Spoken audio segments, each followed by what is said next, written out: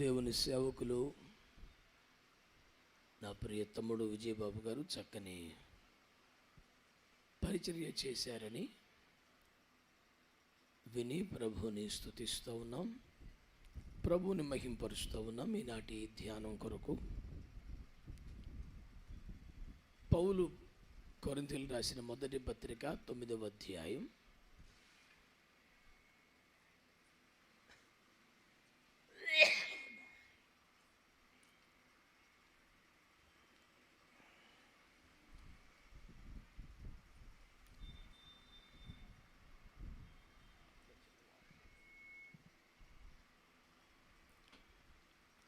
9వ అధ్యాయం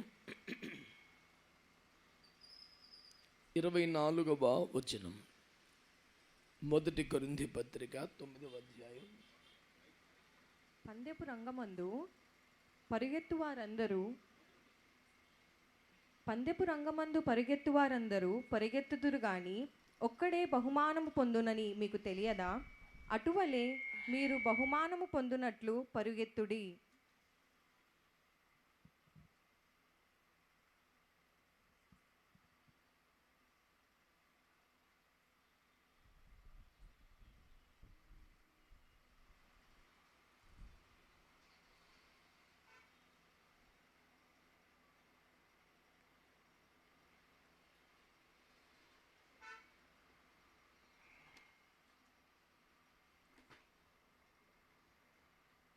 చిన్న ప్రార్థన చేస్తాను. ప్రేమ కలిగిన మా తండ్రి, మహాపరిశుద్ధుడా, యేసుక్రీస్తు రక్తాన్ని చేతబట్టుకొని నీ కృపాసనించని ప్రార్థన చేస్తున్నాం. ఏ యోగ్యత ప్రత్యేకత లేకపోయినా నీ కృపాసనం చేరి మహిమగల సేవలు చేసే భాగ్యం ఇచ్చారు. స్తోత్రం. ఈ రాత్రి కూడా ప్రభువా, నేనే తగ్గాలి, మీరు హెచ్చాలి.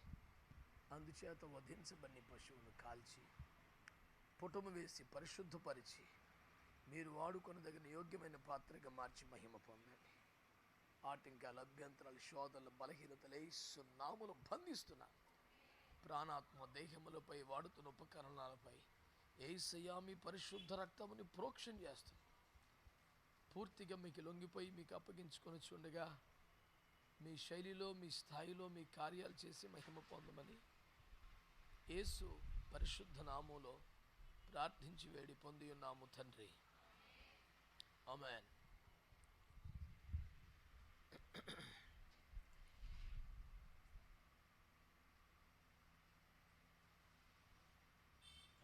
చూడరా గోళ.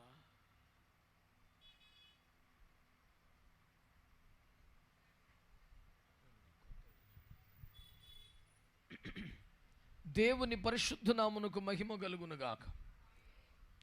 హల్లెలూయా. ప్రియులారా, దైవజనుడైన పౌలు గారి ద్వారా దేవుడు నేర్పిస్తున్న ఒక అద్భుతమైన ఉపదేశం ఏమిటంటే, పందెపు రంగములో పరిగెత్తు వారందరూ పరిగెడతారు కానీ ఎవరో ఒకరే కదా బహుమానం పొందుతారు. మీలో పరిగెత్తే ప్రతివాడు బహుమానము పొందినట్లుగా పరిగెత్తండి అని దైవజనుడు దేవుని వాక్యం ద్వారా మనకు నేర్పిస్తూ ఉన్నారు. ప్రియులారా, దేవుని మాటను మీరు ఆలోచించగలిగితే ప్రభువు నేర్పిస్తున్న ఒక చక్కని మాట, బహుమానము పొందినట్లుగా పరిగెత్తాలి. ఏదో జనంలో పడి మందలో కలిసి మేము కూడా పరిగెడుతున్నామంటే పరిగెడుతున్నాం అన్నట్టు కాదు. బహుమానము పొందినట్లుగా పరిగెత్తాలి అని దేవుని వాక్యం తెలియజేస్తోంది. బహుమానము పొందవలనని వెనుకున్న వాటిని మరిచి ముందున్న వాటి కొరకై వేగిరముగా పరిగెత్తిన పౌలు గారిని పాపిష్టి శాపగ్రస్తమైన బహుమానాన్ని పొందడానికి తప్పుడు త్రోవలో పరిగెత్తిన బిలాముని గత రాత్రి దేవుడు మన ఎదుట చూపించి మీరైతే బహుమానము పొందినట్లుగా పరిగెత్తండి అనే ఉపదేశాన్ని ఇచ్చారు. ఈ రోజున దేవుని వాక్యమును మీరు పరిశీలనగా అర్థం చేసుకోగలిగితే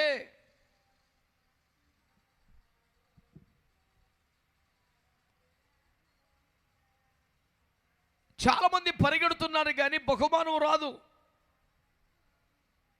కొంతమంది పరిగెత్తి బిలాములాగా శాపాన్ని తెచ్చుకున్నారు. గెహాజీ పరిగెత్తి కుష్ఠరోగాన్ని తెచ్చుకున్నాడు. ఎంతో వ్యర్థమైన జీవితం దేవుని బిడ్డలం అనుకున్న వారికే, దేవుని మార్గములో ఉన్న వారికే ఆ పరిస్థితులు మనం చూసాం. ఈ రోజున మీ ఆధ్యాత్మిక జీవితం, మీ పరుగు బహుమానము పొందేదిగా ఉండాలి అనే ఒక పాఠాన్ని ప్రభు మనకు నేర్పిస్తూ ఉన్నారు. దేవునికి స్తోత్రం కలుగునగాక. హల్లెలూయా. పిల్లరా, మనం ఏ బహుమానాన్ని పొందాలి? అసలు దేవుని వద్ద నుండి ఏదైనా బహుమానం పొందాలంటే మనం ఎలా ఉండాలి? ఇలాంటి ప్రాముఖ్యమైన ప్రశ్నలకు జవాబుగా పరిశుద్ధ గ్రంథాన్ని మనం పరిశీలన చేద్దాం. తేటగా దేవుని వాక్యం చెప్తుంది, పరిగెడితే, భక్తి చేస్తే, ప్రార్థన చేస్తే, సేవ చేస్తే బహుమానము పొందేలాగా చేయాలి. బహుమానం అనే దానిని మనం గ్రహించడానికి ఒక మాట చెబుతాను.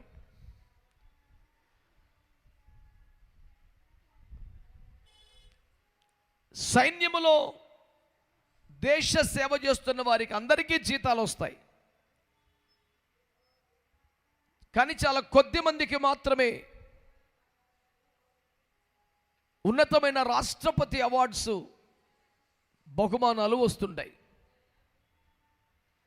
ప్రతి సంవత్సరం జనవరి 26వ తేదీన లక్షల మంది సైనికులలో నుండి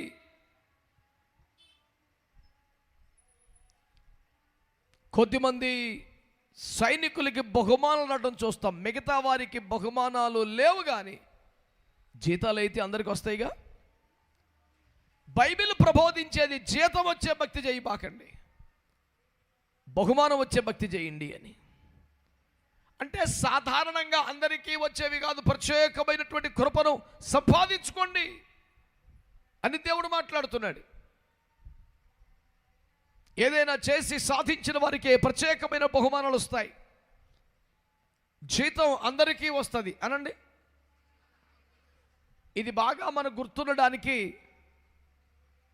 మత్తయి సువార్త 20వ అధ్యాయంలో ద్రాక్ష తోటలోకి పనివారిని పనికి పిలిచిన సందర్భాన్ని గుర్తు చేసుకోండి. ఉదయం 9 గంటలకు కొంతమంది వచ్చారట, వారిని పనిలో పెట్టుకున్నాడు. 11 గంటలకు వచ్చాడట, వారిని పనిలో పెట్టుకున్నాడు. మధ్యాహ్నం వచ్చారు, వారిని పనిలో పెట్టుకున్నాడు. ఆయన సాయంకాలం తోట బయట చూస్తే కొంతమంది ఉదయం నుండి అక్కడ పడిగాపులు పడుతున్న వారు కనపడ్డారట. వారిని ఏమిటి మీ సంగతి అని అడిగితే, మమ్మల్ని ఎవరు పనిలో పెట్టుకోలేదయ్యా, మేమంతగా ప్రయోజనం కలిగించగలిగిన పని వాళ్ళం కాదనుకుంటా, మమ్మల్ని ఎవరు తీసుకోలేదు అని అంటే జాలిపడి సాయంకాలం పని కట్టేసే టైంలో సరే మీరు కూడా నా తోటలోకి వెళ్ళి పని చేయండి అన్నారు. వారిని ఇలా తోటలోనికి పిలిచారో లేదో పని ముగించే సమయం అయిపోయింది, పని కట్టేశారు. వాళ్ళు చాలా సిగ్గుపడిపోయారు. మేము అలుగు పెట్టాము, పని ముగించేశారు. చక్కగా పనిచేసిన వాళ్ళందరూ జీతాలు పొందుకొని ఇంటికి వెళ్తారు. మా పరిస్థితి ఇలాగ అయిపోయిందని వాళ్ళు సిగ్గుపడుతున్న వేళ ఆ పనివారి మీద ఉన్న అధికారాన్ని పిలిచి ఆయన అంటాడు, చివర వచ్చిన వారి మొదలుకొని జీతాలు ఇవ్వటం మొదలెట్టబ్బాయి అన్నారు. అందరికైనా లాస్ట్ వచ్చి ఇంకా పని మొదలుపెట్టని వీరికి జీతం ఇస్తే వాళ్ళు కన్నీరి మున్నీరై, అయ్యా మా వల్ల ఏ పని జరగలేదు కదా, మేమేం పని చేయలేదు కదా, మాకెందుకయ్యా అన్నట్టు కృతజ్ఞతగా చూస్తే, పని ముగించే వేళ అయినదని నాకు తెలీదా? మిమ్మల్ని ఎందుకు రమ్మన్నాను తోటలోకి? మీ వలన చాలా గొప్ప పని జరుగుద్ది ఇప్పుడని కాదు.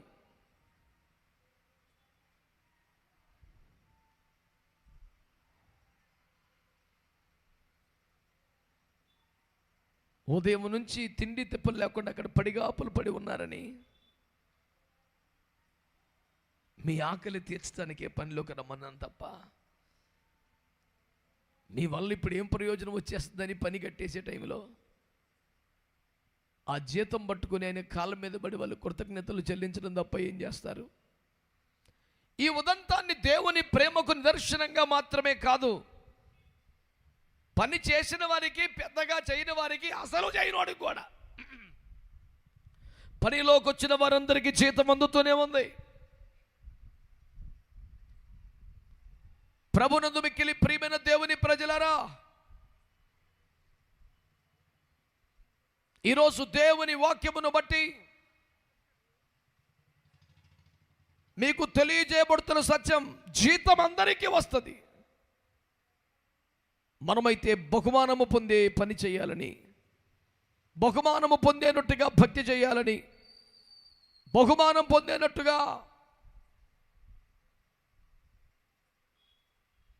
పరుగులెత్తాలని దేవుని వాక్యం తేటగా మనకు తెలియచేస్తుంది. దేవునికి స్తోత్రం కలుగునుగాక.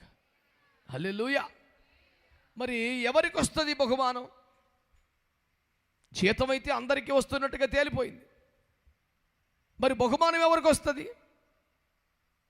ఆదికాండము 14వ అధ్యాయము, ఆదికాండము 14వ అధ్యాయం 22వ వచనం నుండి చదివి సహాయం చేయండి. అబ్రాము, నేనే అబ్రామును ధనవంతునిగా చేసి తిని నీవు చెప్పకుండానట్లు ఒక అక్షరం మింగేసావుగా. చేసి తినని నీవు చెప్పకుండానట్లు ఆకలైతే తప్పకుండా దేవుడు నీకు ఆహారం ఇస్తాడు. చదువు. ఒక నూలు పోగైనను చెప్పుల వారునైనను నీ వాటిలో ఏదైనను తీసుకొననని ఆకాశమునకును భూమికిని సృష్టికర్తయును సర్వోన్నతుడును దేవుడనైన యెహోవా ఎదుట నా చెయ్యి ఎత్తి ప్రమాణము చేసి ఉన్నాను. దేవుని పేరట సీరియస్ గా పెద్ద స్వరముతో చేతుల పైకెత్తి ప్రమాణం చేసేస్తున్నాడు. బాబు, ఇంతకీ ఏమైందబ్బాయి గొడవ అంటే, ఆయన ఒక రాజుగారు, సొదొమ దేశపు రాజు. శత్రుదేశపు రాజులు వచ్చి ఈ రాజుగారిని, భార్య బిడ్డలను సహా ఖైదీలుగా చెరపట్టి బానిసలుగా పట్టుపోయారు. అలా పట్టుకెళ్తా రాజుగారితో బాగా పూసుకొని తిరిగే కొంతమందిని పట్టుకుపోయారు. అందులో ఈ లోతుబాబు ఉన్నాడు. ఆ రాజుగారి సంగతి ఎలాగున్నాగా, మీ లోతులు కూడా చెరపట్టబడ్డాడు అన్న సమాచారం అబ్రహాముకి వినబడి, రాయ్ ఎవడురా మా పిల్లోడు మీద చెయ్యేసేవాడు, ఆడు నన్ను వదిలిపెట్టినా నాకు దూరమైన, ఆడు తిప్పలాడు బతుకుతున్నాడు, సేవాడు చేసుకుంటున్నా, నేను అక్కర్లేదు, నా నిపంతో అక్కర్లేదు, నా నాయకత్వం అక్కర్లేదు, నా సహవాసం అక్కర్లేదు, నేర్చుకునే విద్య చాలు, ఆడు బతుకుతున్నాడు. అయినా అన్న కొడుకు ఆడి మీద ఈగవాల్తి ఎట్లుంటుందో చూపించాలి ప్రపంచానికని తన ఇంట పుట్టి అలవర్చబడ్డ 318 మంది సైనికులను వెంట పెట్టుకొని వెళ్ళి కదర్లోయాము రాజులతో యుద్ధము చేసి వారిని సంహరించి లోతును అతని కుటుంబాన్ని, సొదొమ రాజును అతని కుటుంబాన్ని నిక్షేపంలాగా ఏగ వాళ్ళకుండా చెమట పట్టకుండా పువ్వుల్లో పెట్టి తెచ్చేశాడు. ఇదంతా లోతు కోసం, తన భార్య బిడ్డల కోసం. వీళ్ళతో పాటు రాజుగారు కూడా కృప పొందేశాడు. ఈ లోతు బాబు అయితే పేరే లోతు కదండి, వందనాలు లేవు, థ్యాంక్స్ లేవు, తప్పు అయిపోయింది బాబయ్య, నీకు దూరం అయ్యి దరిద్రం తెచ్చుకున్నాను, ఇంకెదవేసలేను, మళ్ళీ ఇంటికి వచ్చేస్తాను అనొచ్చు. వీడి పొగరు బోల్డ్ టెంపరీ మనిషికి సైలెంట్కి వెళ్ళిపోయాడు సొదొమలోకి. మళ్ళీ వీడికన్నా సొదొమ రాజానయం అనిపించాడు. వచ్చి, అయ్యా నన్ను, నా భార్యని, నా బిడ్డల్ని, నా రాజ్యాన్ని, అవదాస్తిని కాపాడారు. చాలా వందనాలయ్యా. యుద్ధం చేసి గెలిచిన వాడికి, సాధించిన వాడికి దోపు సొమ్ము తీసుకోవటం యుద్ధ నీతి. మీరికి ఈ అర్హత ఉంది. నా భార్య బిడ్డల్ని నా మనుషుల్లాగా అప్పగించి డబ్బంతా మీరు తీసేసుకోండి బాబయ్య అని కృతజ్ఞతగా శిరస్సు వచ్చి నమస్కరించాడు. వద్దులేండి అనొచ్చు, పోని పర్లేదు అనొచ్చు, లేవా నాకెందుకు లేవా తీసుకెళ్ళనొచ్చు, కానీ పెద్ద స్వరముతో చేతులు పైకెత్తి యెహోవా నామమున ప్రమాణము చేయించున్నది ఏమనగా, నేనే రేపటికన్నా అబ్రాహామును ఆశీర్వదించాను. నువ్వు మాట్లాడకుండా చిల్లిగా నాకు అక్కర్లేదు, తీసిపో మొత్తం అన్నాడు. ఈలో ఇంతమందిని ఒక్కడికన్నా స్తోత్రం చెప్పాలనిపించలేదు. ఎందుకంటే వద్దే చెప్తాం అలవాటు, ఇచ్చేస్తే చెప్తామని పేనం ఒప్పిసేత్తలేదు. స్తోత్రం చెప్పే పాయింట్లా కనిపించాల, దానికి ఏం చెప్తాం మొత్తం పోతే. వచ్చి మన ఖాతాలో పడిపోతే హల్లెలూయా అనిపిస్తుంది. అప్పుడు నేనే అబ్రాహామును గొప్పవాడిని చేశానని రేపొద్దున నువ్వు మాట్లాడకుండా, ఆ ఛాన్స్ని ఇవ్వకుండా మహిమ దేవునికి వచ్చే నిమిత్తం చిల్లిగా నాకొద్దా అడిగెళ్ళబో మొత్తం అన్నాడు. మీ చిత్తం బాబు అని సంబరంగా హల్లెలూయా మొత్తం మూట కట్టుకొని ఎగురుకొని ఆడి వెళ్ళిపోయాడు. మళ్ళీ అబ్బరం గారి ఇంటికి వెళ్తే 4 గంటలకి స్తోత్రపాత్ర అంటాడు, ఉపవాసం అంటాడు, శుద్ధికి అంటాడు, వైరాగ్యం అంటాడు. ఈ సావు నేను చావలేను, పోతే పోయాం దరిద్రం, సోదమో బెటర్ అని ఈడు ఎక్కడ ఉండిపోయాడు. వట్టి చేతులతో యుద్ధం చేసి నాతో పాటు 318 మంది కుర్రోళ్ళు వచ్చారు. పాపం యుద్ధం చేసి వాళ్ళకి ఇంత అన్నం పెట్టి బాబు అని వాళ్ళకి అన్నం పెట్టి ఇంటికి వచ్చేయడండి. స్తోత్రం చెప్పండి హల్లెలూయా.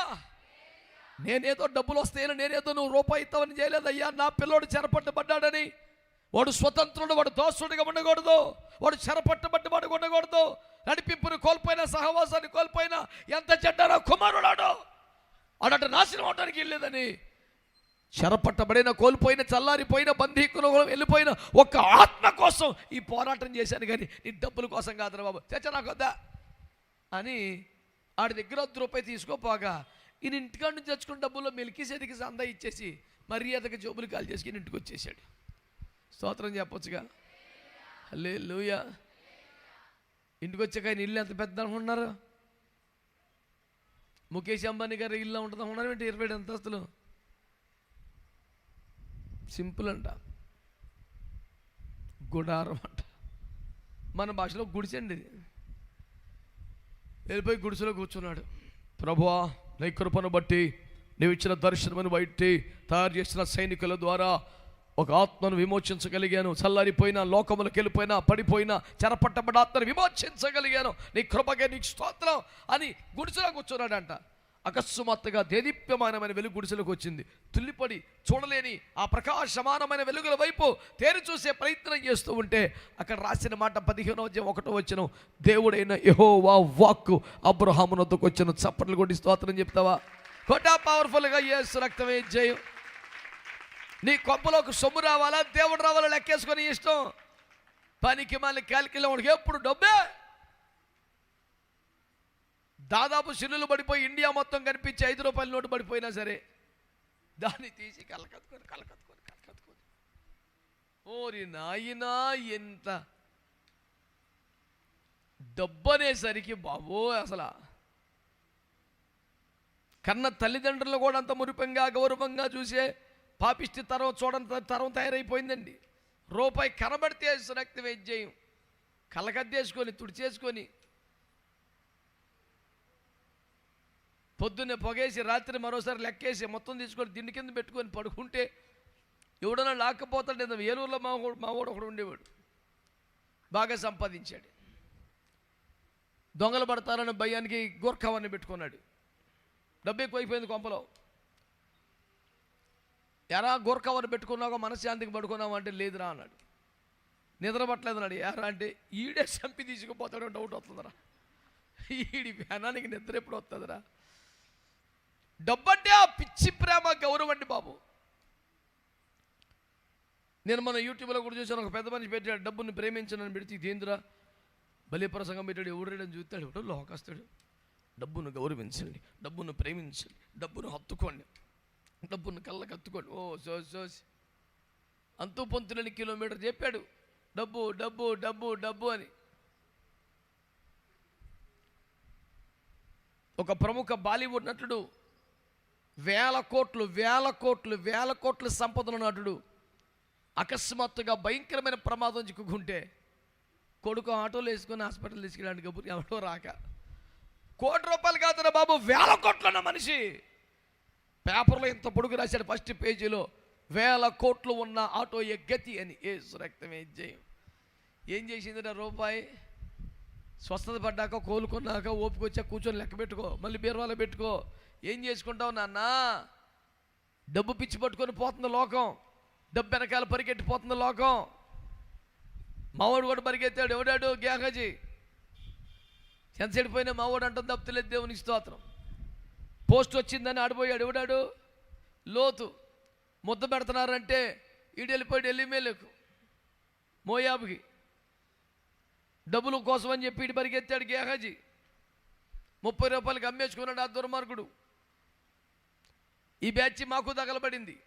చచ్చే పనికి మళ్ళీ డబ్బు నాకెందుకు, నాకు దేవుడు అంటే చాలు. ఈడెవడ డబ్బులు ఇచ్చేది? నేను డబ్బుల కోసం పనిచేస్తున్నాను, ఒక ఆత్మ కోసం కష్టపడ్డా. అయ్యో చల్లారిపోయాడు, అయ్యో చెరపట్టబడ్డాడు, శత్రువు దాడి చేశాడు, లోకంలోకి వెళ్ళిపోతాడు, దేవునికి దూరం అయిపోతాడేమో తిప్పలబడి ప్రయాసపడి నా ఇంట పుట్టి అలవర్చబడ్డ 318 వెంట పెట్టుకుని యుద్ధం చేసి ఆ ఆత్మను కాపాడే ప్రయత్నం, కానీ డబ్బులు వస్తాయని చిచ్చే ఈ పాపిష్టి పని నేను చేయను, నాకు అక్కర్లేదు అన్నాడు. ఎప్పుడైతే ఒక ఆత్మ కోసం ఎంత ప్రయాసపడ్డాడో, భీకరమైన యుద్ధములు చేశాడో, ఆత్మను కాపాడాడో, నిస్వార్థంగా, నేను డబ్బుల కోసం చేయట్లేదురా బాబుజీ, దేవుని ఒక ఆత్మ కోసం తిప్పలపడుతున్నాను. డబ్బులేంటి దరిద్రం, నాకు అక్కర్లా. నన్ను ఇవ్వాలి కదా, రేపైనా దేవుడు పెంచాలి, నువ్వు పెంచేది ఏంటి, నాకేమొద్దో అని ఇంటికి వెళ్ళి గుడిసెలో కూర్చుంటే ఆ గుడిసెలోకి ఎవరు వచ్చేసారు చెప్పండి? ఈ పదం చెప్తాం కూడా మీకు ఎంత బరువు అయిపోయిందంటే, యేసులో వద్దా, ఇంత అమాయంగా ఉన్నారండి సార్ మీరు, దేవునికి స్తోత్రం చెప్పండి. హల్లెలూయా. మన ఇంటికి ఎవరు రావాలి చెప్పాలి గట్టిగా?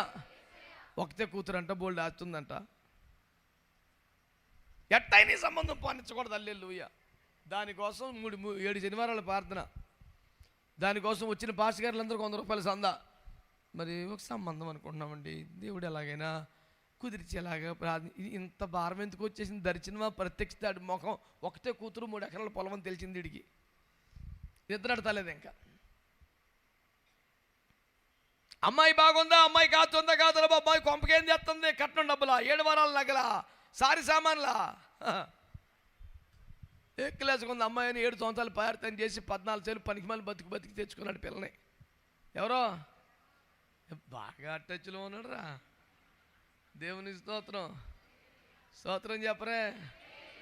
తీరా తెచ్చుకుంటే ఎట్లయినానేమి 14 ఏళ్ళు ఊడిక చేస్తేనేమి, 6 ఏళ్ళు కొలువు చేస్తేనేమి, కోరుకున్న వారిని సంపాదించుకుంటుంది. హల్లెలూయా. చూసుగా ఆకెళ్ళు వెంట పెట్టుకుని పౌచులను వాగ్దానం చేసాక, no failure with Jacob, successful life. Hallelujah అని మంచి కీర్తన మాడుకుంటూ ఉద్యోగం వెళ్ళిపోతున్నాడు. దారిలో తగు వచ్చేసింది. దేవునికి స్తోత్రం. హల్లెలూయా. నాన్నగారు వచ్చాడు, కత్తులు కట్టాలి. రాయ్ పోతే పోయావు కానీ నీ భార్యలు నువ్వు తీసుకెళ్ళా కానీ నాకు గృహదేవతను దొంగిలించే సిగ్గు మళ్ళీ బతుకు, ఎందుకు రా దొంగ పని నీకు, చంపేద్దాం అనుకున్నాను. మీ దేవుడు అడ్డం పడలేదు, ఈ పని చంపేద్దాను అన్నాడు. అంటే మీ దేవతను నేను దొంగిలించడం అంటే, మేము విగ్రహారం చేసేవాళ్ళం కదా, పోతే పేనం పోవాలి కానీ 20 సంవత్సరాలు నీ కొంపలో ఉన్న విగ్రహారం చేశానా, ఎన్ని బాధలు పడ్డాను కానీ దేవుని బిడ్డను నేను, నాకెందుకు అన్నాడు. మరి ఎందుకు తీసుకెళ్ళావు అన్నాడు. మా దగ్గర దొరికితే ఎవరి దగ్గర దొరికితే ఆడు చచ్చిపోను కాక అన్నాడు. ఈడు ఇంకా తడుకోకుండా యేసుప్రభు ఆమెన్ అనేసాడు. మీ స్తోత్రం చెప్పరే. యేసుప్రభు పేరేంటండి? ఆమేనను వాడ స్తోత్రం అనేసాడు. అది యవన వద్ద దొరకనో వాడు చచ్చునన్నాడు. ఆమేన్ అన్నాడు. అంతే, కూటమైపోయింది. ఈ పిల్ల తెచ్చేసింది బొమ్మనే. ఎవరు? రాయలమ్మ. అమ్మ నాయన దొరికిపోయిన చంపేస్తుందని ఆ బ్యాగ్ మీద కూర్చుని పోయింది. వాళ్ళ నాన్నగారు వచ్చారు, బ్యాగ్లో ఓపెన్ చేయని చూడాలన్నాను. నాన్నగారు క్షమించండి, నాకు ఆరోగ్యం బాగాలేదు, నేను లేవలేకపోతున్నాను, మన్నించండి అన్న. అయ్యో బిడ్డ సరే అని వెళ్ళిపోయాడు ఆయన. అమ్మయ్య దోచేసా అని ఉద్యోగం ఉంది.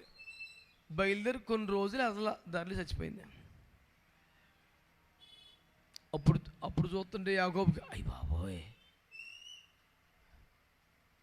నేను అమ్మాయి ఉత్తేసాలు అనుకున్నాను, నచ్చిన పిల్ల కదా అనుకున్నాను, వరుసైన సంబంధం అనుకున్నాను, నాన్న ప్రార్థన చేసి పంపాడు అనుకున్నాను, అమ్మ ఎంకరేజ్ చేసింది అనుకున్నాను, పోతే పోయింది నచ్చిన పిల్ల కోసం పాలేతాను చేసిన తప్పలేదు అనుకున్నాను.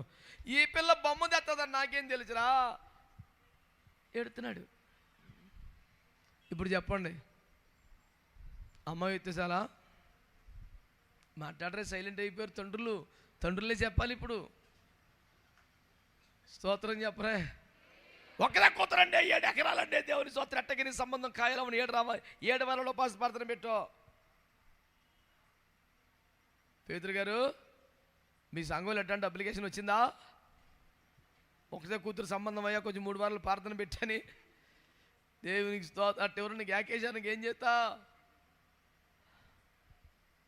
అమ్మాయి బంగారం తేవటం ముఖ్యం కాదు, బొమ్మలు తేవటం ముఖ్యం కాదు.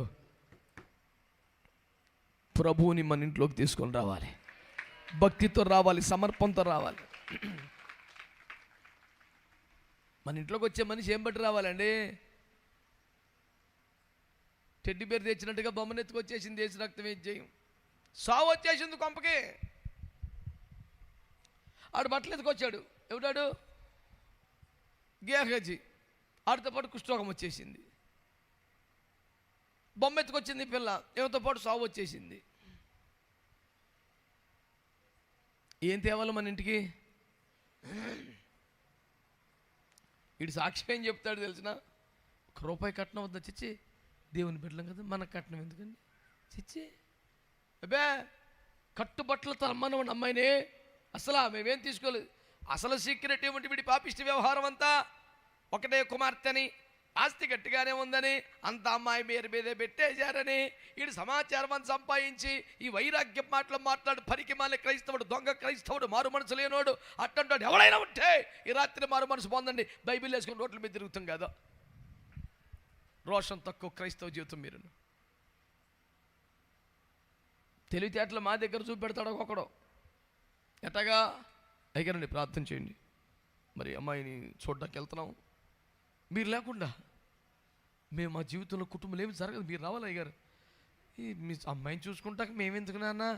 లేదా అయ్యగారు, మీరు ప్రార్థన చేస్తేనే అస్సలా అయ్యి బాబాయ్ అని వీడు బతిలాడే విధానం చూస్తే, సర్లేకు పెద్ద మనిషిగా తండ్రిగా గౌరవించి పెత్తలకి లేకపోతే ఎత్తులకైనారు కదా, ఇది ఒక ఎద్దుతలకైనా కొన్నాడేమో తీసుకెళ్ళని అని మేము అనుకొని ఎడ్డెద్దులాగా వెళ్ళిపోతాం. మేము తీరా వెళ్ళిపోయిన తర్వాత తెలంగాణ మా గారు వచ్చారు, చాలా గొప్ప దైవ విషయంలో ఆయన ఖాళీ ఉండదో, బిజీగా ఉంటారో, ఆయన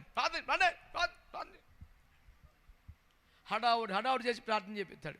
ప్రార్థన చేసిన తర్వాత అయ్యగారు మీరు వెళ్ళండి.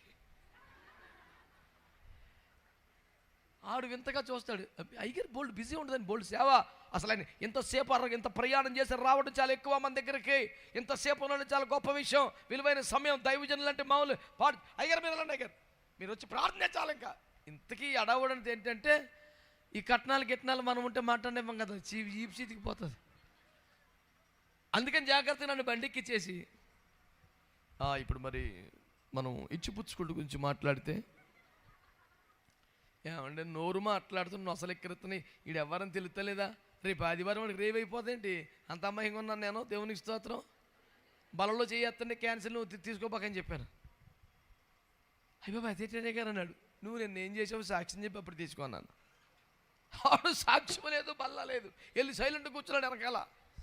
దొంగ క్రైస్తవులారా, మిమ్మల్ని బట్టి ఏ దేవుని నామానికి అవమానం వస్తుంది.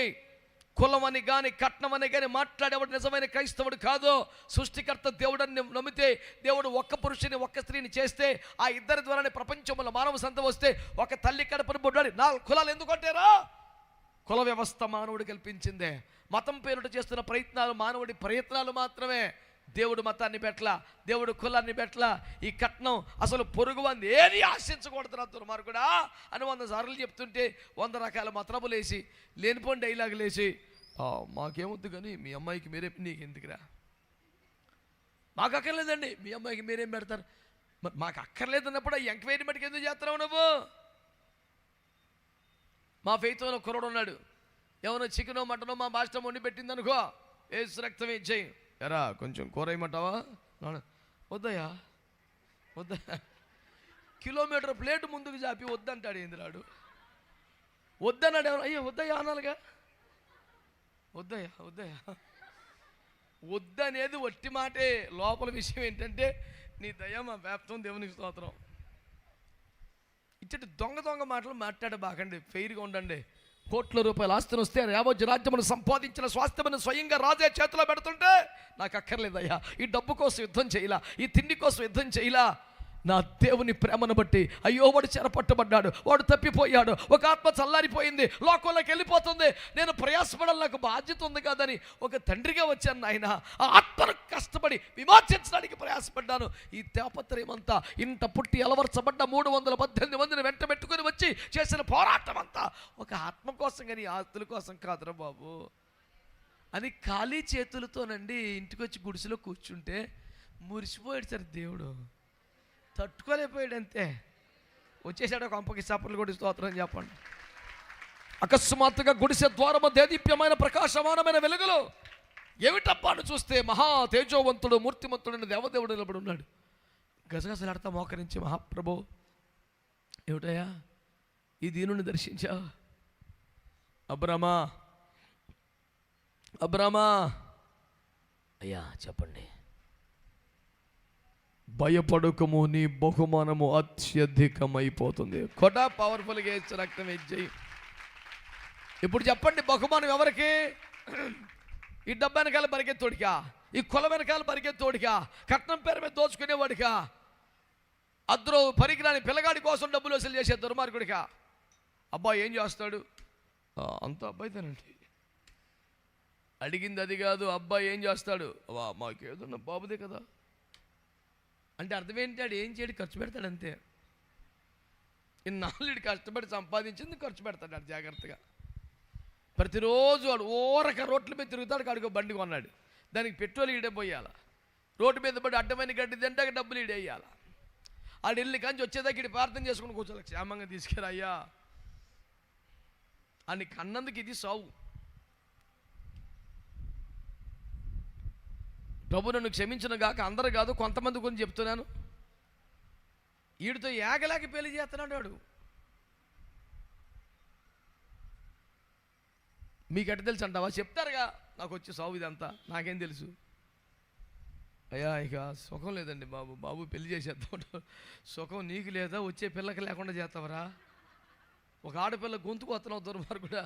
అడిగి ఎందుకు పెళ్ళి అంటే ఖాళీగా ఉన్నాడండి, ఫ్రెండ్స్ స్నేహాలు, పెళ్లి చేస్తే ఒక బాధ్యత వస్తుందండి, ఇక భార్యను పోషించుకోవాలి, ఇంటి పట్టున ఉండాలి, కొంచెం కుదురుకుంటాడండి. రాత్రి 11, 12కి వస్తున్నాడు, తిడితే ఏడుపు మొహం పెడతాడు, అన్నం తిండో అట్టాగా మూలబడి చస్తాడు. కొడతామంటే చెయ్యంత మనిషి అయ్యాడు, ఏం కొడతామని? తిడితే తిండి తింటలేదు. సర్లేని ఊరుకుంటే ఎప్పుడో అర్ధరాత్రులు కొంపుకొస్తున్నాడు. ఆలోచించాను, నేను మా భార్య ఒకటే పరిష్కారం, ఒక అమాయకురాలను తీసుకొచ్చి గొంతుకొచ్చేద్దాం. మరి ఎవరికైనా పెళ్లి చేస్తే బైబిల్ సిద్ధాంతం ఏంటి చెప్పండి? ఆదాముకి దేవుడు పెళ్లి చేశాడు లేదా? మాట్లాడండి. పెళ్లి చూపులు కూర్చున్న పెళ్లి కూతురు సిగ్గుపడితే అర్థం ఉంది, కానీ మీరందరూ సిగ్గుపడతాం ఏంటి అసలు? కదండి. దేవుడు అబ్రాం గారి పెళ్లి చేసి ఆదాము పెళ్లి చేశాడు లేదా? ఎప్పుడు చేశాడు? అతన్ని సృజించి యవన కాలంలో తయారు చేసి కదా, అతనికి ఒక తోట అప్పగించి, దీన్ని సేద్యం చేయి, దీన్ని కాయి అని అప్పగించి, తాను అప్పగించిన పని నమ్మకంగా చేస్తున్న తర్వాత ఓకే ఈడు మాట అంటున్నాడు, ఈడు బుద్ధిమంతుడు, ఈడు కష్టపడుతున్నాడు, ఈడు వ్యవసాయం చేస్తున్నాడు, రేపు పొద్దున్న ఈడికో భార్యని ఎత్తి పోషించుకుంటాడు, నన్ను మెతికలు ఎడతాడు అన్న కన్ఫర్మేషన్ వచ్చాక పెళ్లి చేశాడు. ₹10 పనికిరాని రొట్టెల మీద తిరిగి వాడికి పెళ్లి చేసేయకూడదు. తల్లిదండ్రులు ఎవరు ఆమెను అంటలేదు. పోనీ తెలివితేటలున్న ఆడపిల్లని ఆమెను అనాలి కదా, ఒక పిల్లకి కూడా తెలివితేటలు లేవు. ఇప్పుడు మీకు ఆమెనంటేనే కదా ఉపయోగపడుతుంది. పనికిమాలినోడు, ₹10 పని చేయనోడు, పావల పని చేయనోడు, బాధ్యత ఏనోడు, రోడ్ల మీద తిరిగేవాడు, నీకు భర్తకు వచ్చి పడిపోతే నీ పరిస్థితి రేపు పొద్దున అప్పుడు 7 వారాలు ఉపాస ప్రార్థన పెట్టుకుంటావా? పిచ్చిమొహం వేసుకొని ఇప్పుడే ప్రార్థన చేసుకో. నిష్ప్రయోజకుడు, దిక్కుమాలినోడు, పనికిమాలినోడు, బాధ్యత లేనోడు, రోడ్ల మీద తిరిగేవాడు, భక్తి లేనోడు, ప్రార్థన చేయనోడు రాకూడదు నాయనా అని చేసుకో ప్రార్థన. ఇప్పుడు కూడా ఆమెనంటే సిగ్గుపడిపోతున్నారు పిల్లలు. ఓరే మీ సిగ్గని, ఇది కాస్ట్లీ పాయింట్ రా, జీవితాలకు సంబంధించిందిరా. ఇంత అమ్మ హింగెడితే ఎలాగుంటారా బాబు రేపు పొద్దున? అప్పుడు మాత్రం సిగ్గుపడతా ఉంటుంది, రోజు బాధపడతామే ఉంటుంది. పనికి మళ్ళీ యూజ్లెస్ ఫెయిల్ అవ్వడం జీవితాన్ని తగలబడితే. నేను ఏంటో చెప్తానా, నా మీద ఏడుపు మళ్ళీ పాస్టర్లు కొంతమందికి. మా సంఘంలోనే పని పాటలని పిల్లగాళ్ళకి పెళ్లి చేయమంటే నేను చేయనని చెప్పా. అదే టైగర్, మరి మేము ఏదో సంబంధం చూసుకున్నా తెచ్చుకున్నాం. వాడు ఎందుకు పిల్ల జీవితం నాశనం చేస్తాక ఉంది, పనికి వెళ్ళమను. ఇక్కడే మాకు దగ్గరలోనేలే, మీ ఏరియాలోనే ఓ పాస్టర్ గారు అబ్బాయి ఇంటర్మీడియట్ ఫెయిల్ అయిపోయాడు. ఇంటర్మీడియట్ ఫెయిల్ అయిపోయి వచ్చి, అయ్యా నేను సేవకు సమర్పించుకున్నాను, మీతోనే వచ్చేస్తాను, మీ అంగతి ఈపు చితికిపోద్ది. మళ్ళీ తిన్నగా కాలేజీకి వెళ్ళకుండా చదవకుండా పనికిమో నేసాలు వేసి మొత్తం తగలబెట్టి సేవకు వచ్చేస్తాడు. ఈపు చితికిపోద్ది, పోతలు పోవాలి. ఇక నాన్న ఆడి ఏడుపు చూడలేక ఇంట్లో ఏ రంగం చేసేస్తాడండి, టైర్లు కోసేస్తాడండి బండి. ఆడి పెద్ద సైకోఫీలో కోసేస్తాక టైర్లు ఏం దొరకపోతే ఆడు చెయ్యడు కోసేసుకుంటాడంట. వాళ్ళ బాబు వెనకాల ఉన్న సార్ అన్నేమనక అన్నాడు. నిజమే, నిన్ను అనాలి, మరి ఇలాంటి ఒక అవతారం తయారు చేసావు చూడు, నిన్ను అనాలి అని కోప్పడ్డా. నువ్వు వెనకాల సేవకు వచ్చేస్తానంటే నువ్వు ఇంటర్మీడియట్ పాస్ అయితే అప్పుడు నాకు కనపడు, లేకపోతే నీ ముఖం కూడా నాకు చూపించుకో అని గట్టిగా గడ్డి పెట్టి పంపించేశాను. నేను తిట్టేశానని కొట్టేశానని వెళ్ళిపోయి బైబిల్ కాలేజీలో జాయిన్ అయిపోయాడు. నాన్న తిప్పలపడి మొత్తానికి రిజల్ట్స్ వచ్చేసి పాస్ అయిపోయాడు. అండ్ నేను అన్నింటిలో పాస్ అయిపోయానంటే స్టేటస్ వేసాడు. స్టేటస్ ఎవరికి అనుకున్నావు? అది నాకే. నన్ను రానివ్వ, నువ్వు చూడు ఇప్పటికైనా రానిస్తావా లేదా. సంతోషమే గాడు పాస్ అయితే. ఇప్పుడు నా మీద కోపం వచ్చో రోషం వచ్చో మొత్తాన్ని చదివి పాస్ అయ్యాడు, ప్రయోజకుడు అయ్యాడు, సంతోషమేగా. దేవుని కృపలకి ఇప్పుడు ఇంకో టార్గెట్ ఇస్తాననుకో, దేవునికి స్తోత్రం. హల్లెలూయా. చదువుకోవాలండి, చదువుకునే వయసు. పనికి మళ్ళీ ఆశలేసి 3 పూటలు తిని 8 గంటలు పడుకొని రోడ్ల మీద తగలబడి ఎందుకురా కన్నోళ్ళు నేడిపెత్తకపోతే పాపిష్టి జీవితం. మారు మనసు పొందవా? పిల్లగాలు ఎవడు మాట్లాడతలేదండి అబ్బాయి, చేతులు ఎత్తి స్తోత్రం చెప్పండి. చెప్తలేదండి, ఏమైనా తేడా తగిలిందా? మరి ఏదో తగిలేసింది, దేవునికి స్తోత్రం. మీ ఇష్టమే. బహుమానం ఎవరికి తెలుసా? డబ్బు వెనకాల బడికెట్టువాడికి, అవారగా తిరిగేవాడికి కాదు, దేవుని యుద్ధములు చేసేవాడికి బహుమానం వస్తుంది. ఒక్క ఆత్మ కోసం ప్రయాసపడేవాడికి బహుమానం వస్తుంది. డబ్బు కోసమో ప్రయోజనం కోసమో కాకుండా దేవుని ఆత్మ భారముతో ప్రయాస పడుతున్న వాడికి బహుమానం వస్తుంది. ప్రభు అంటున్నాడు, మీలో పరిగెత్తు ప్రతివాడు ఏదో మందలో పడి పరిగెడతాం కాదు, బహుమానము పొందినట్లుగా పరిగెత్తండి. దేవునికి స్తోత్రం చెప్పండి గట్టిగా. సింపుల్గా ఒక ముక్క చెప్పాలంటే, ఈ డబ్బు మీద, ఈ లోకం మీద విపరీతమైన ఆసక్తి, కోరిక, ఈ బాపత లేనోడికి వస్తుంది బహుమానం. మాట్లాడరే, చెప్పరే స్తోత్రం అని. హల్లెలూయా. మా తమ్ముడు నన్ను ఇక్కడ చూసుకుంటాం. ఆ మధ్య ఒక బాపతలో ఒక 40 లక్షలు 50 లక్షలు డబ్బులు వచ్చాయి ఆయన చేతికి. ఆయనతో పాటు అందరికీ ఆ ఏరియాలోకి వచ్చేసినాయి డబ్బులు. వచ్చిన వాళ్ళందరూ కూడా ఇల్లు కట్టేసుకొని, కార్లు కొని వేసుకొని, సెటిల్ అయిపోయి, బ్యాంకులే చేసుకొని, చేతులు కొంచెం దూరంగా పెట్టాను, నింగిలు పెట్టుకొని సిట్ అయిపోయారు. అన్నం కలుపుకుండా కుదురుతున్నా 4 ఏళ్ళకి 4 పెట్టేశాడు. అలవాటు లేని పేనం. అన్నం కలుపుకుంటుంటే అన్నీ అందులో, రసం అందులో పోతున్నాడు, సాంబార్ అందులో పోతున్నాడు, సాగు రకం లేదు. సడన్గా డబ్బు వచ్చేసింది, ఆడు గాబరైపోయాడు ఒక్కొక్కడు. మరి ఈ పిల్లోడు ఏం చేశాడు? సిక్కిం మొదలుకొని, త్రిపుర మొదలుకొని, ఎక్కడెక్కడికి అస్సాం మొదలుకొని,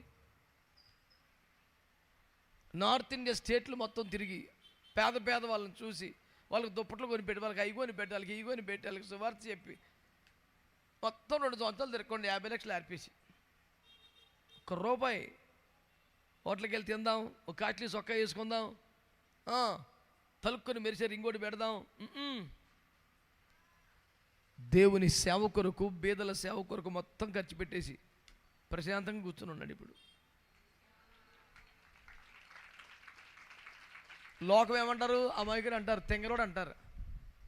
దేవుడు ఏమంటాడు తెలుసా? నువ్వు బహుమానం పొందుటకు అర్హుడవైనవు నీవు. దేవునికి స్తోత్రం కలుగునుగాక. హల్లెలూయా. చేతులు అప్పుడు అప్పనంగా అడుక్కునేవాడికి దానం కాదు కదా, యుద్ధం చేశాడు, గెలిపించాడు, గెలిచాడు, సాధించాడు.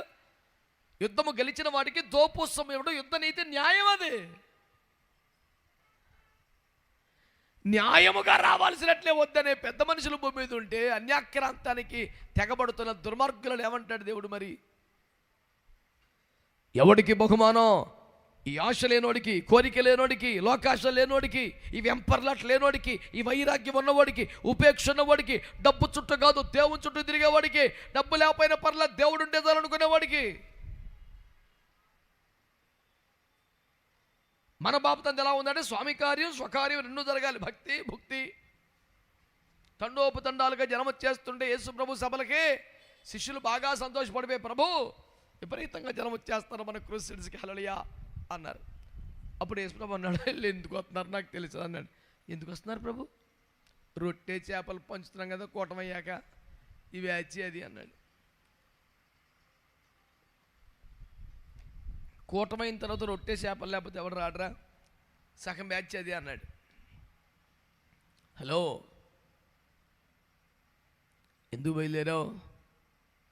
అతడు అవినీతి పరుడైనా, పాపపు సొమ్ము పోగేసుకున్నా, యేసును చూడాలని ఆశించిన వెంటనే తన వద్దకు స్వయంగా దేవుడే రావటమే గాక, పేరు పెట్టి పిలవటమే గాక, ఇంటికి వెళ్ళటమే గాక, అతను నీతిమంతుడిగా మార్చడమే గాక, ఇతడును అబ్రహాము కుమారుడే, ఏలయనగా నేడు ఈ ఇంటికి రక్షణ వచ్చి ఉన్నదని సాక్ష్యము చెప్పి మరి ఘనపరిచాడే. ఎందుకెంత చేశాడు తెలుసా? ఎందుకెంత చేశాడు తెలుసా? మహాభక్తి కలిగి వారిన పాటలు పాడుతూ స్తోత్రం చెల్లించము అని బేభత్సం చేసే వాళ్ళకంటే, వాళ్ళందరూ రొట్టె చేపల కొరకు, స్వస్థత కోసం, విడుదల కోసం, ఆశీర్వాదాల కోసం వచ్చారు. కానీ జక్కయ్య ఒక్కడే యేసును చూస్తే చాలనుకుని వచ్చాడు. ఏదో కాసి పెట్టుకొచ్చిన వాళ్ళే జనమందా. నువ్వు జెన్యూన్గా ఉంటే నువ్వు దేవుణ్ణి, దైవిక విషయాలని, పారమార్థిక సంగతులను, పరలోక విశేషాలను కోరుకునే వాడివైతే నీకెందుకు రాదు బహుమానం? బహుమానం ఎవరికి? ఒక వైరాగ్యం ఉన్నవాడికి, ఈ లోకాశలు లేనివాడికి, ఈ పిచ్చి పాపిష్టి డబ్బు వెంపర్లాట లేనివాడికి, వాటి మీద పడిపోయి పద్దాక భక్తిని, ప్రార్థనని పక్కన పెట్టి రోడ్డు మీద పడిపోయేవాడికి కాదా. లక్షల రూపాయల సొత్తును, డబ్బుని తృణప్రాయంగా నాకు వదిలేనా నువ్వు ఉంచుకొని ఇంటికి వచ్చేసాడండి మనిషి. దేవుడు ఉండలేకపోయాడు సంతోషంతో పరలోకలో. త్వరగా దిగి వచ్చి అతని గుడిసెలోనికి వచ్చి, నాన్న భయపడుకుని బహుమానం అత్యధికమైపోద్దన్నాడా. దేవునికి స్తోత్రం చెప్పండి. అబ్రహాముకి ఆత్మల భారం ఉంది, స్తోత్రం అనండి. చల్లారిపోయిన ఆత్మ కోసం పోరాడాడు, స్తోత్రం చెప్పండి. తన ఇంట పుట్టి అలవర్చబడ్డ 318 మందిని వెంట పెట్టుకొని ఒక్క కుటుంబ రక్షణ కోసం ప్రయాసపడ్డాడు, స్తోత్రం చెప్పండి. ఆత్మను విమోచించిన తర్వాత, యుద్ధము చేసిన తర్వాత దోపు సొమ్ము తనకిస్తే నాకు అక్కర్లేదు, ఆత్మను విమోచించాను, నాకు అదే చాలన్నాడు, స్తోత్రం చెప్పండి. ఈ నిస్వార్థపరాయణ తత్వాన్ని చూశాడు, వైరాగ్యాన్ని చూశాడు, ఉపేక్షను చూశాడు, డబ్బు మీద ఆశ లేని తత్వాన్ని చూశాడు, ఈ డబ్బు కోసం, సంపదల కోసం వెంపర్లాడిన తత్వాన్ని చూశాడు. స్వయంగా దేవుడు దిగి వచ్చి నీ బహుమానం అత్యధికమైపోతుందని ఆశీర్వదించాడు. చేతులెత్తి యేసయ్యకి స్తోత్రం చెప్పండి గట్టిగా, చెప్పండి గట్టిగా, హల్లెలూయా, హల్లెలూయా. శ్రద్ధగా ఈ మాటలు మీరు గమనించగలిగితే దేవుని వాక్యమును మేము దృష్టికి తీసుకొస్తున్నాను, ఆలకించండి. ఎవరికి వస్తుంది బహుమానం? ఎవరికి వస్తుంది బహుమానం? రూతు గ్రంథము 2వ అధ్యాయం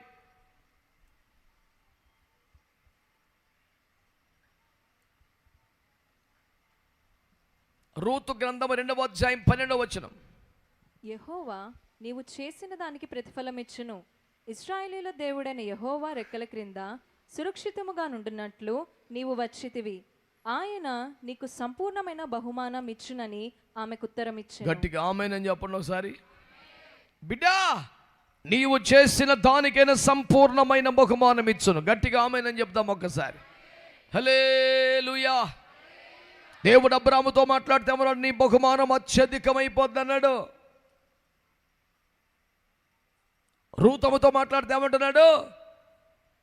సర్వశక్తుడు నీకు సంపూర్ణమైన బహుమానం ఇచ్చును. గట్టిగా ఆమేన్ అని చెప్పండి. ఏమిస్తాడట? ఏమిస్తాడట? సంపూర్ణమైన బహుమానం ఇచ్చును. బిడ్డలారా, ఈ మాటలు గమనించండి శ్రద్ధగా. సర్వశక్తుడు నీకు సంపూర్ణమైన బహుమానం ఇచ్చును. ఆమంటది, అయ్యా ఏమి తెలిసి నాపై ఇంత కృప చూపుతున్నారు? నేను ఒక విధవరాలిని కదా, నేను ఒక విదేశీ వ్యక్తిని కదా, తిండికి కూడా గతి లేక ఎవని పొలములో కనికరమును పొందగలడో ఆ పొలములో పరిగె అరుకుందామని వచ్చిన దాన్ని కదా. పరిగంటే రైతు పట్టుకుపోగా, కూలీ పట్టుకుపోగా మిగిలిపోయిన నేల పడిన రాళ్ళ గింజలు, పడిపోయిన రాళ్ళ గింజలు వేసుకునే విధవరాలని నేను. ఏమిటి నా మీద ఈ కనికరం అని అంటే జవాబు ఏం చెప్పారో తెలుసా? నీ పెనిమిటి చనిపోయిన తరువాత నీవు నీ అత్తకు చేసినదంతా మాకు తెలిసింది. అందుకే గట్టిగా స్తోత్రం చెప్పండి, చెప్పాలి గట్టిగా. పెనిమిటి చనిపోయిన తరువాత ఆమె తన అత్తకు చేసినదంతా తెలిసి ఇప్పుడు ఈ బహుమానం ఇస్తున్నారట. ఇంత ప్రేమ, ఇంత కరుణ, ఇంత వాత్సల్యం నా మీద ఎందుకయ్యా?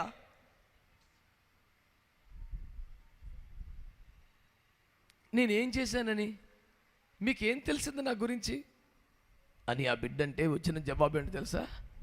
నీ పెనిమిటి చనిపోయిన తర్వాత నువ్వు అత్తకు చేసిందంతా మాకు తెలిసింది అని.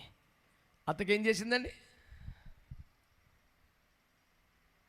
తన పేరును ఆస్తి మొత్తం అత్తగారి పేరు రాసేసిందా? 7 లారీల సారీ సామాన్లు తెచ్చిందా? పోనీ మన భాషలో 7 వారాల నగలు తెచ్చిందా? ఏమి తెచ్చిందండి?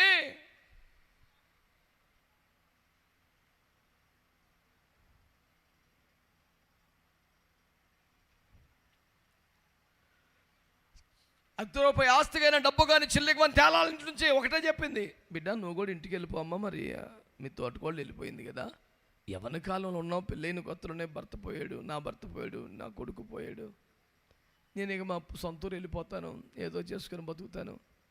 ఇల్లు కానీ ఆస్తి కానీ అక్కడ మనకేమీ లేవు, అన్నీ పోగొట్టుకున్నాం. ఎక్కడికి వెళ్ళాలో ఎలా బ్రతకాలో ఏం అర్థం కావట్లేదు, పరిస్థితులు ఏం మంచిగా లేవు. అందుచేత నువ్వు పుట్టింటికి వెళ్ళిపోమా, నాన్నగారు నీకు ఏదో దారి చేస్తాడని చెప్పింది అత్తగారు. అప్పుడు అమ్మాయి ఏమనిందట? అమ్మా నువ్వు చెప్పిన మాట నిజమే, ఇంటికి వెళ్ళిపోతే మా నాన్నగారు ఏదో ఒక దారి చేస్తాడు, కానీ నేను మళ్ళీ దేవుడు లేని లోక సంబంధమైన జీవితానికి వెళ్ళాలంటే నాకు ఇష్టం కావట్లా. మీ ఇంట్లో అడిగిపెట్టిన తర్వాత భర్తను కోల్పోయాను, కానీ దేవుని తెలుసుకున్నాను. సృష్టికర్త నాకు తెలిసాడు, నిజమైన దేవుడు నాకు తెలిసాడు. ఏదో కులాన్ని బట్టో, మతాన్ని బట్టో, ఆచారాన్ని బట్టో దేవుడు అంటే దండం పెట్టుకునే అలవాటు తప్ప నిజమైన దేవుడు ఎవరు, సృష్టికర్త ఎవరు, మాట్లాడే దేవుడు ఎవరు, ప్రాణం ఇచ్చిన దేవుడు ఎవరు, రక్షించే దేవుడు ఎవరు, నరకం తప్పించే దేవుడు ఎవరు, ఇవన్నీ మీ దగ్గరకు వచ్చాయి తెలిసాయి. మళ్ళీ ఇంటికి వెళ్ళిపోతే నాన్నగారు నాకు ఏదైనా దారి చూపించే మాట నిజమే. జీవితం ఎండిన మోడులా కాకుండా మళ్ళీ చిగురింపు చేసే ఏర్పాటు చేస్తారనే మాట నిజమే. కానీ నేను మళ్ళీ దేవునికి దూరం అయిపోతాను. నాకొద్దు, నాకు దేవుడు కావాలి. ఇవాళ కాకపోతే రేపైనా, ముందో వెనకో, భర్తో నేనో పోవాల్సిందే. ఈ బంధం శాశ్వతం ఉండేది కాదు, యుగ యుగాలు ఉండాల్సింది దేవునితో కదా, వెళ్ళాల్సింది అక్కడికి కదా. ఈ 3-4 ముచ్చట కోసం, క్షణికమైన సుఖాల కోసం, తాత్కాలిక సంబంధాల కోసం శాశ్వతమైన దేవునితో అనురాగాన్ని, అనుబంధాన్ని నేను పోగొట్టుకోలేను. నాకు దేవుడే కావాలి. ఒకసారి ఆలోచించుకో బిడ్డ, నీ తోటికోడలు కూడా వెళ్ళిపోయింది కదా అంటే, అమ్మా నాకు ఈ మాటలు చెప్పొద్దు, నీ దేవుడే నా దేవుడు అయిపోయాడు. గట్టిగా స్తోత్రం చెబుదాం. నీ జనమే నా జనం అయిపోయారు.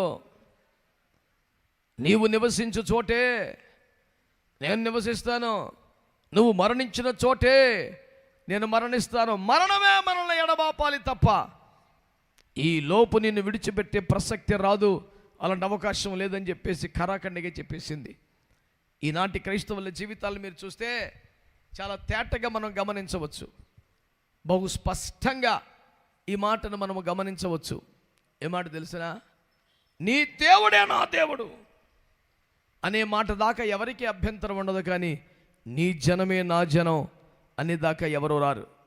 మా చుట్టాలు మాకుంటారుగా, మా సర్కిల్ మాకుండిద్దిగా, మా ఫ్రెండ్స్ మాకుంటారుగా. ఎప్పుడైనా ప్రార్థన పెడితే, ఆరాధన పెడితే వచ్చి నమస్కారం పెట్టి వెళ్ళిపోయే వరకు ఓకే. నీ దేవుడే నా దేవుడు అంతవరకు ఓకే. కానీ నీ జనమే చాలా కష్టం. మా జనం మాకు ఉంటారు, వారం అంతా ఆడుతూనే తిరగాల, రోడ్ల మీదకి వెళ్ళాలా, సరదాలు పడాలా, సెంటర్లోకి వెళ్ళాలా, ఫంక్షన్లకు వెళ్ళాలా, పార్టీలకు వెళ్ళాలా, ఎట్టానుసారంగా పోవాలా. ఆదివారం మట్టుకి ఏం సంబంధం లేనట్టు అమాయకంగా బైబిల్ పట్టుకొని ప్రభు స్తోత్రం అండి, praise the lord, praise the lord brother, I'm a true Christian you know, एक नंबर का चोर है वो. మీరు చెప్పండి యథార్థంగా, నీ దేవుడే నా దేవుడు అనగలం కానీ పాస్ గారి దగ్గరికి వెళ్ళి నీ జనమే నా జనం అనగలం. మా పేనం పోయిద్ది, అమ్మో మా సర్కిల్ మాకులే, నీ జనంతో మాకు పనిలే, వందనాలు నీ వరకే. కొంతమంది అసలు పాస్టర్ అమ్మ కూడా వందనాలు చెప్పరు.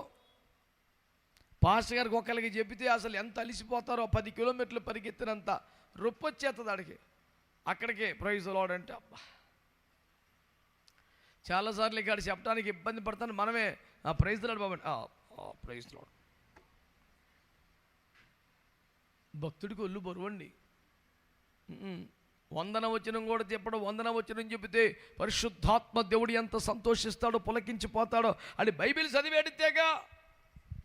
ఒకరితో ఒకరు వందనములు చెప్పుకొనండి, ఏమి అది చదవడిగా బైబిల్. అసలు క్యాలెండర్లో తారీఖు దగ్గర ఏలు పెట్టా చూసి నీవు చేయనదంతా చెప్పలే. Amen, I receive, hallelujah, thank you Jesus.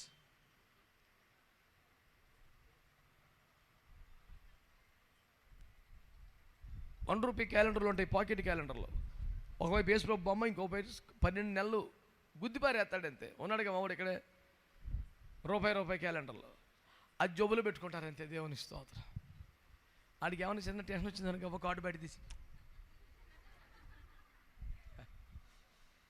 రే ఇలాంటి పనికి మళ్ళీ పనులకి ఏ పని అవ్వదు.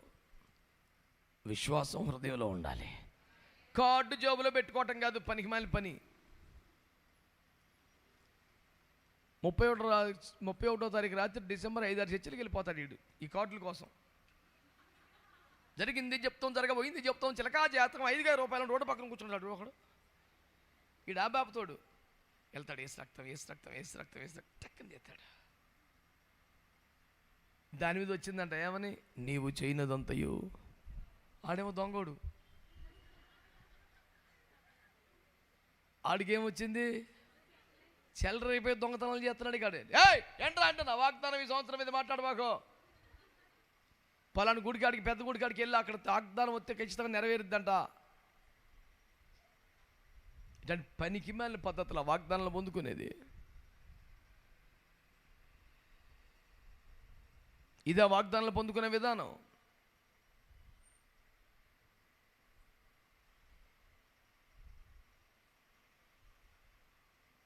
నీ జనమే నా జనం అనే అంతగా మీ సంఘ కాపురులతో మీ సంబంధం, ఆధ్యాత్మిక అనుబంధం, సహవాసం డెవలప్ అయిందా?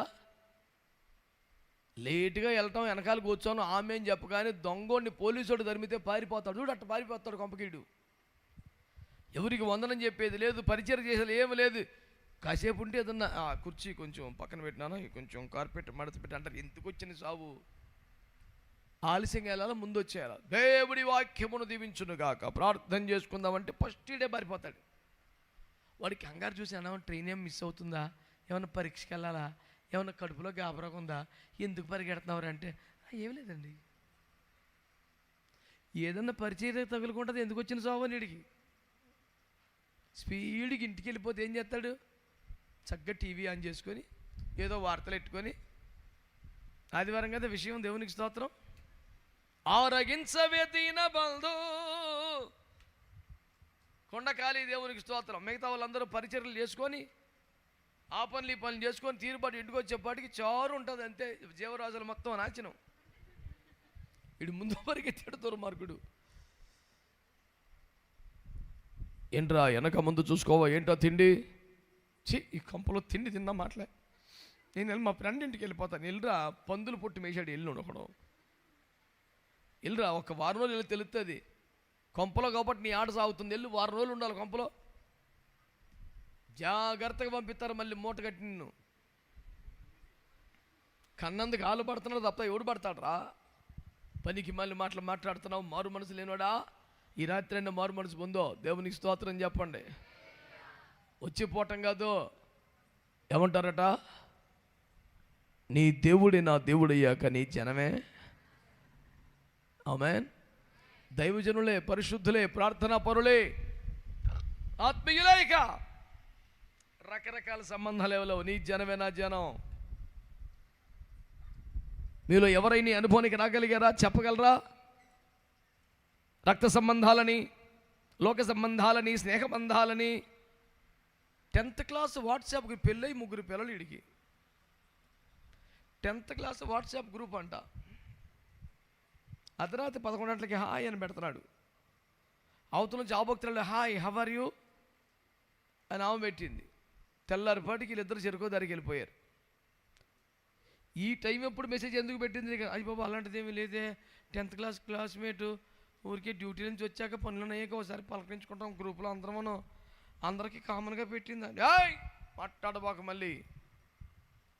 ఎన్నాళ్ళని జరుగుతుంది ఇట్లాంటి వ్యవహారం? ఆల్రెడీ అత్తమ్మకు ఫోన్ చేసి చెప్పేశా నేను, రేపు వస్తుంది అత్తమ్మ తేల్చుకుందాం గొడవ. అమ్మ నాయన, అమ్మకి ఎందుకు చెప్పావు? ఇప్పుడు లేని పొంతలకాయ నొప్పి, పెద్ద మనిషి, ఆమె గుండెపోటు వస్తే, ఆమెకి ఏమన్నా జరిగితే ఎవరిది బాధ్యత అంటే, మరి నాకు గుండెపోటు వస్తే నాకు ఎవరున్నా దిక్కు? అత్తమ్మే దిక్కు అంటే, అత్తమ్మే దిక్కు అన్నందుకు మెచ్చుకోవాలో తెలుస్తలేదు, అత్తమ్మ ముందు కేసు పెట్టినందుకు ఇప్పుడు ఎట్ట చావాలో తెలుస్తలేదు. ఈ గ్రూప్లోంచి బయటకు వస్తే శాతకానోడా అంటారని అదొక భయం. మొత్తం మీద కొంప నాశనం. ఇన్ని తగులు చేసి చెప్తున్నాను మీకు నేను. ఈ పనికి మళ్ళీ వాట్సాప్ గ్రూపులో నీకు పెళ్ళి అయిపోయి పిల్లలు అయిపోయి నీకు 10th క్లాస్ జరిగి ఇప్పుడు 20 సంవత్సరాలు ఎందుక పని? ఎక్కడో మార్కెట్లో తగులుతాడు, hello hi how are you అయిపోయింది. సర్వనాశనం. చెట్టు మీద సర్పం పలకరించలా ఎవరిని? హలో హాయ్ అయిపోయింది, సర్వనాశనం. మీరు చావనే చావరు, చచ్చిపోయింది అంతే. అవసరమా ఆ ఫ్రెండ్షిప్లు? మీరు చెప్పండి. మాట్లాడుతుంది ఎవరు? నేను కొంతమంది పర్లేదా? గ్రూపులన్నీ జాయిన్ అయిపోయారా? సైలెంట్గా ఉన్నారా? మరి ఆడవాళ్ళు మొగలు ఎవరు మాట్లాడతలేదుగా. ఈ లేనిపోయి గ్రూపుల్లో చేరబోకంటారా? మీకు దండం పెడతాను. స్తోత్రం అనండి. మీ అన్నదమ్ములు అక్షలు మీ ఫ్యామిలీ గ్రూప్ పెట్టుకోండి, మీ చర్చిలో గ్రూప్ పెట్టుకోండి. చాలేక ఎందుకు 100 రకాలు?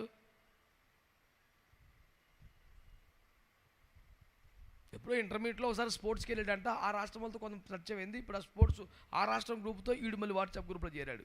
ఈడి భాష ఆడికి రాదు, ఆడి భాష ఈడికి రాదు. ఈడి మాట ఆడికి అపార్థం, ఆడి మాట ఈడి భార్యకి అపార్థం, మొత్తం నాశనం. వద్దురా బాబు, మానేయండి, మీకు దండం పెట్టి చెప్తున్నాను.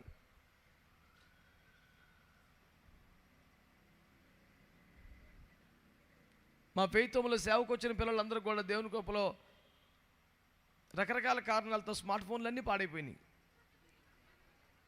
నేను ఎంతగానో దేవుని స్తుతించి సంతోషపడి అందరికీ కీప్యాడ్ ఫోన్లు కొనిచ్చేసా. ఒక్కొక్కడు అయ్యా ఏంటిదంటే, చాలా బాగా పలుకుద్దిరా, ఫోన్ చేయి, నాకు చెయ్యి, మాట్లాడు. చూసావా ఎంత చిన్నగా మాట్లాడిన ఎంత తేటగా వినబడుతుందో. వా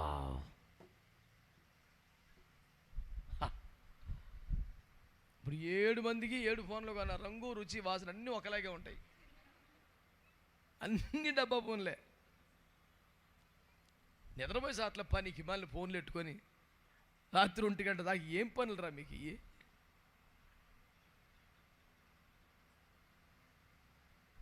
దుప్పటి ముసుగేసి పడుకున్నాడు ఒకడు. నాకు ఎందుకో డౌట్ వచ్చింది. మెల్లిగా శబ్దం రాకుండా సంచరిస్తున్న హాల్లో ఆ దుప్పట్లో చిన్న వెలుతురు వస్తుంది. అమ్మా వెళ్ళి అట్ట పట్టుకున్నాను, వేసి రక్తం వేసి ఆ దుప్పటి మీద నుంచి ఫోన్ను పట్టుకుంటే వేసి రక్తం వేసి చూసిన వాళ్ళందరికీ దుప్పటి లాగేసాడు అనుకున్నారు. దుప్పటితో పాటు ఎక్కలేసిన 25,000 రూపాయల ఫోను. చెమటలు పడి చేస్తుంటే ఎందుకురా దుప్పటి పడుగా? ఏం కాదు అన్నాను.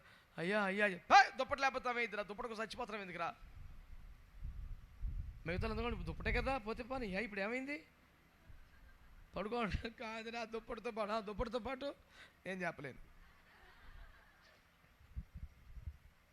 ఇవ్వలేదు అడిగాక మారు మనసు, పశ్చాత్తాపం, శుద్ధీకరణ కోట ఇవన్నీ అయిన తర్వాత ప్రభుకు స్తోత్రం చెప్పండి. హల్లెలూయా. నేను అనేది ఏంటంటే నీ జనమే ఇంక ఈ పనికి మళ్ళీ సర్కిళ్ళు ఫ్రెండ్షిప్లు ఈ దరిద్రం వద్దురా నాయన, కుదురుకుండండి. మొదట దేవుడు, తర్వాత కుటుంబం, తర్వాత సంఘం. ఇక చాలు. నీ జనమే నా జనం. నెక్స్ట్ అది అయ్యాకే నీ జనం. రివర్స్లో ఉన్నారా నాయన.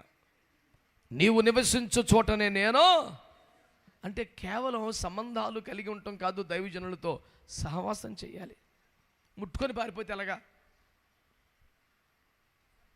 పరిచర్లో పాలు పొందాలి, ఉపవాస ప్రార్థనలో పాలు పొందాలి, సువార్తీకరణలో పాలు పొందాలి, సహవాసం చేయాలి. నీవు నివసించు చోటే మరణమే ఎడబాపాలు కానీ నేను విడువను. మీ సంఘ కాపురతో ఎప్పుడైనా మీరు చెప్పారట, మరణం ఎడబాపాలు కానీ మేము చర్చిని విడిచిపెట్టమండి, సంఘాన్ని మానవండి, సహవాసం మానవండి, నెలకో సంఘానికి తిరిగే తీర్థయాత్రలు ఇవ్వరం చేయమండి, నాటబడిన చెట్లలో కొంటామండి. ఎప్పుడైనా చెప్పారు మీ పాస్టర్ గారులకి? చెప్పం. ఎందుకన్నా మంచిది. ఎప్పుడన్నా కోపడితే మారిపోవచ్చు చర్చి. మా ఆత్మీయ తల్లిదండ్రులండి, మమ్మల్ని ఎంతగానో ప్రేమించండి, కన్నీరు కార్చండి, మా కోసం ఇన్ని చెప్పావు కదరా.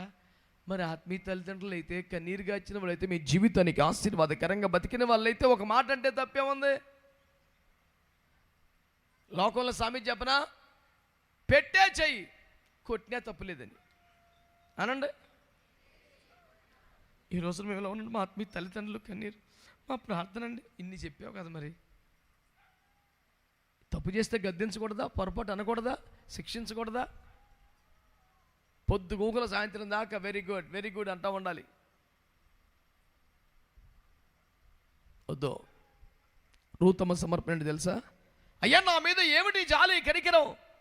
బావుల వద్దకెళ్ళి నీళ్లు తాగమనటం లేదు, కొండలో తోటివి తాగమంటున్నారు, పని వారికి చెప్పి పని కట్టుకొని కొత్త పరిగ వదిలేయమంటున్నారు. ఎవడా పిల్ల జోలికి వెళ్ళబోకండి చెప్తున్నారు. ఏమిటయ్యా, ఏమి తెలిసి నా మీద ఎంత కనికరం? నేనేం చేశాను బాబు? నీ పెనిమిటి చనిపోయిన తర్వాత నీవు నీ అత్తకు చేసినంత నాకు తెలిసిపోయింది. డబ్బు ఇచ్చిందా, ఆస్తి ఇచ్చిందా, పొలం ఇచ్చిందా, తన పేరున వచ్చిన ఆస్తిని రాసేసిందా? లేదో. ₹10 కానీ నీ దేవుడు నా దేవుడు, నీ జనమే నా జనం, నివసిస్తాను, మరణిస్తాను తప్ప నిన్ను సహవాసాన్ని వదిలిపోను అని అత్తతో ఒక నిబంధన చేసింది. దేవునికి స్తోత్రం చెప్పండి. అందరు చెప్పండి గట్టిగా. ఏం చేసింది?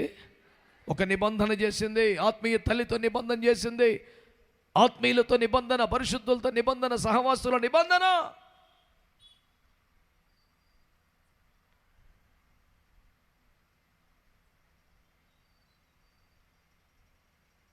నీ పెనిమిటి చనిపోయిన తర్వాత నీవు నీ అత్తకు చేసినది నాకు తెలిసింది. ఏం చేసింది? నిబంధన చేసింది.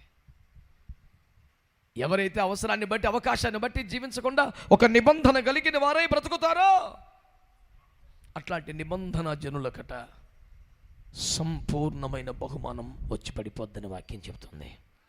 గట్టిగా దేవునికి స్తోత్రం చెప్పండి. ఎవరికి బహుమానం? నెంబర్ 1, ఒక్క ఆత్మ కోసం పోరాడిన వారికి, నిస్వార్థంగా ప్రయాసపడిన వారికి, భీకరమైన యుద్ధములు చేసిన స్వలాభం కోసమో స్వప్రయోజనం కోసమో కాక ఆత్మ సంబంధమైనటువంటి ఉద్దేశము కలిగి పోరాడుతున్న వారికి, ఈ లోకమును, డబ్బును, సుఖమును ప్రేమించగా వైరాగ్యం దుపేక్షతో ఇవన్నీ నాకు అక్కర్లేదయ్యా అని వైరాగ్యంతో బతికిన వాడికి. అందుకనే ఒక్క ముక్కలో మొదటి మాట, డబ్బు, స్థితి, సంపద ఇట్టి లోకాశలేమీ లేని వాడికి. 2, నా రక్త సంబంధులు, నా బంధువులు, నా స్నేహితులు, నా సర్కిల్ అంటూ శరీర సంబంధాలన్నీ తెంచుకున్న వారికి, ఆశలు జయించిన వారికి, రక్త సంబంధాలను దాటి ఆత్మీయ విషయాల మీద దృష్టి పెట్టిన వారికి సంపూర్ణ బహుమానము దక్కుతుందని దేవుని వాక్యం తెలియజేస్తుంది. ప్రభువుకు స్తోత్రం చెప్పండి.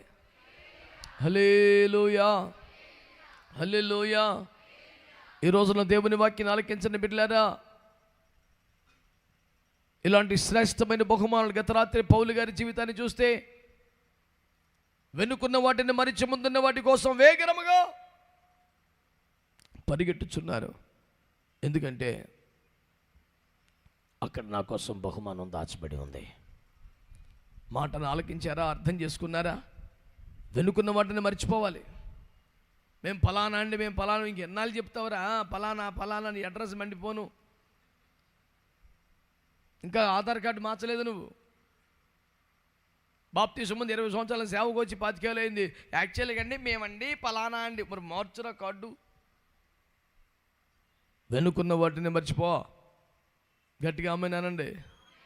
నీ ఐడెంటిటీ మార్చుకోవాలి. వాటి నుంచి బయటకు వచ్చేయాలి.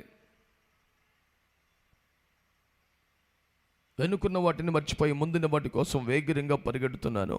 నాకు బహుమానము సిద్ధంగా ఉంది. దేవునికి స్తోత్రం కలుగునుగాక. కామన్గా ఈ ప్రపంచంలో భక్తులందరికీ వచ్చే 2 బహుమానాలను మీకు చూపించి ముగిస్తాను బిడ్డలారా. ఎఫెసీ పత్రిక 2వ అధ్యాయం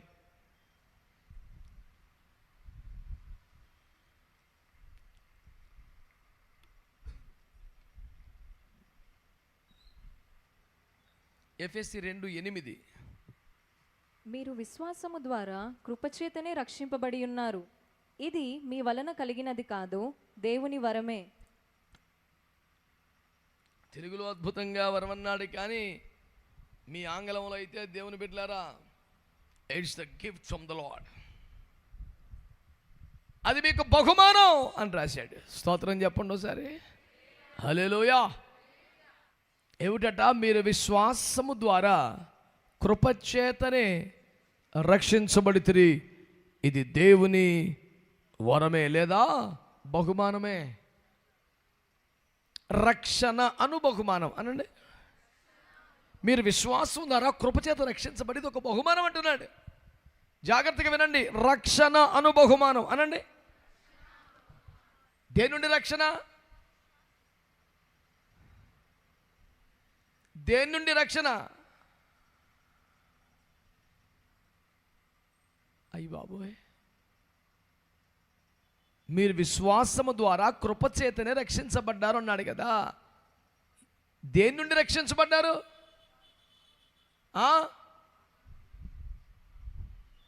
ఓయ్ బాబోయ్ బాబోయ్. కృపచేత కదరా రే. సండే స్కూల్ ఆన్సర్లు చెప్పాక నాకు. దేని నుండి రక్షించబడ్డారు అంటే కృపచేత లేలు అంటే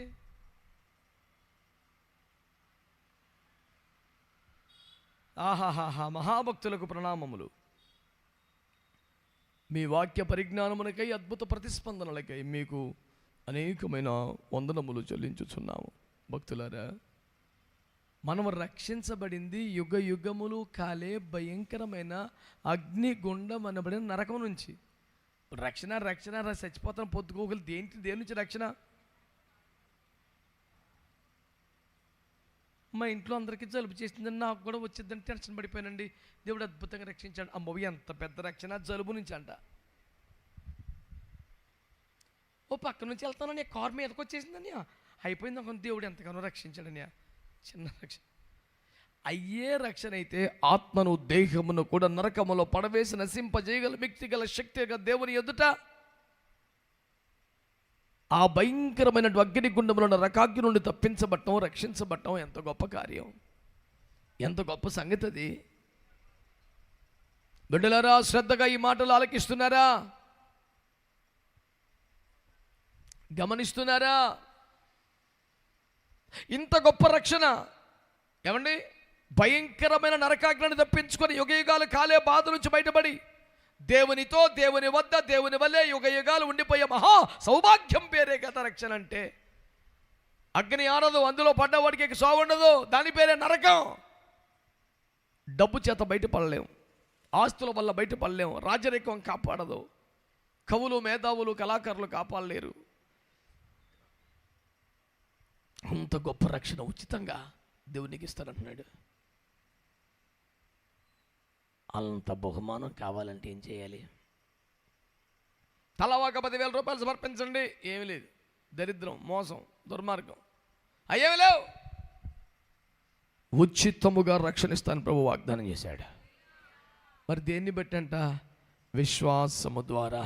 యేసు ప్రభు దేవుడిని విశ్వసిస్తే ఆమెనని చెప్పండి. ఆయన పరిశుద్ధులను విశ్వసిస్తే ఆమెనండి. ఆయన నీ కొరకే పరలోకమును వదిలి భూమి మీదకి దిగి వచ్చాడు నమ్మితే ఆమెనని చెప్పండి. ఆయనలో పాపము లేదు, పరిశుద్ధులను నమ్మగలిగితే ఆమెన్. నీ కొరకు నా కొరకు సిలువలో ప్రాణం పెట్టాడు నమ్మితే, ఆయన పరిశుద్ధ రక్తములో పాప క్షమాపణ నమ్మితే, ఆయన గాయముల స్వస్థతను నమ్మితే, చనిపోయి తిరిగి లేచాడని నమ్మితే, పరలోకానికి వెళ్ళాడని, నీకు అక్కడ సమస్తమును సిద్ధం చేస్తున్నాడని, నీ కొరకే మరలా అతి త్వరలో రాబోతున్నాడని, నిన్ను తీసుకొని పరలోకానికి వెళ్తాడని విశ్వసించగలిగితే ఈ గొప్ప రక్షణ ఫ్రీ.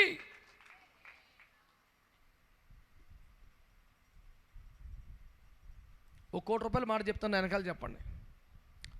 సాల్వేషన్ ఈజ్ ఫ్రీ అనండి, బట్ నాట్ చీప్. ఇది గుర్తుపెట్టుకోవాలి నీ జీవితానికి.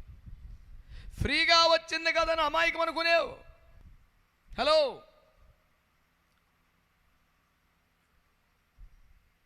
ఒక ఐశ్వర్యవంతుడు తన ఏకైక కుమారుని చంపిన హంతకుని పట్టుకొని, నా ఒకే ఒక కుమారుని చంపావు, నీకు ఏ శిక్ష వేస్తే నా కొడుకు నాకు తిరిగి వస్తాడు?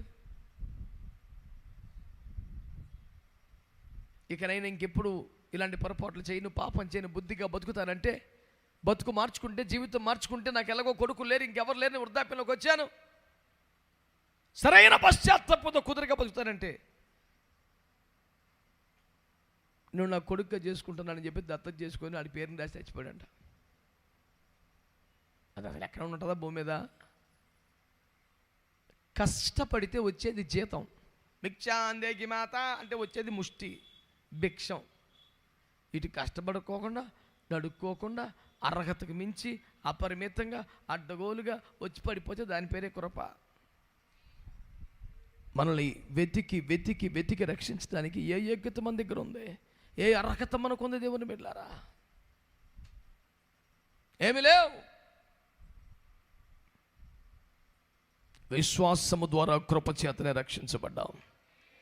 దేవునికి స్తోత్రం కలుగునగాక. రక్షణ అంటే ఏంటి? పాప క్షమాపణ పొందటం. ఎట్లా వస్తుంది రక్షణ? మార్కు 16:16 నమ్మి బాప్తిస్మం పొందిన వానికి రక్షణ.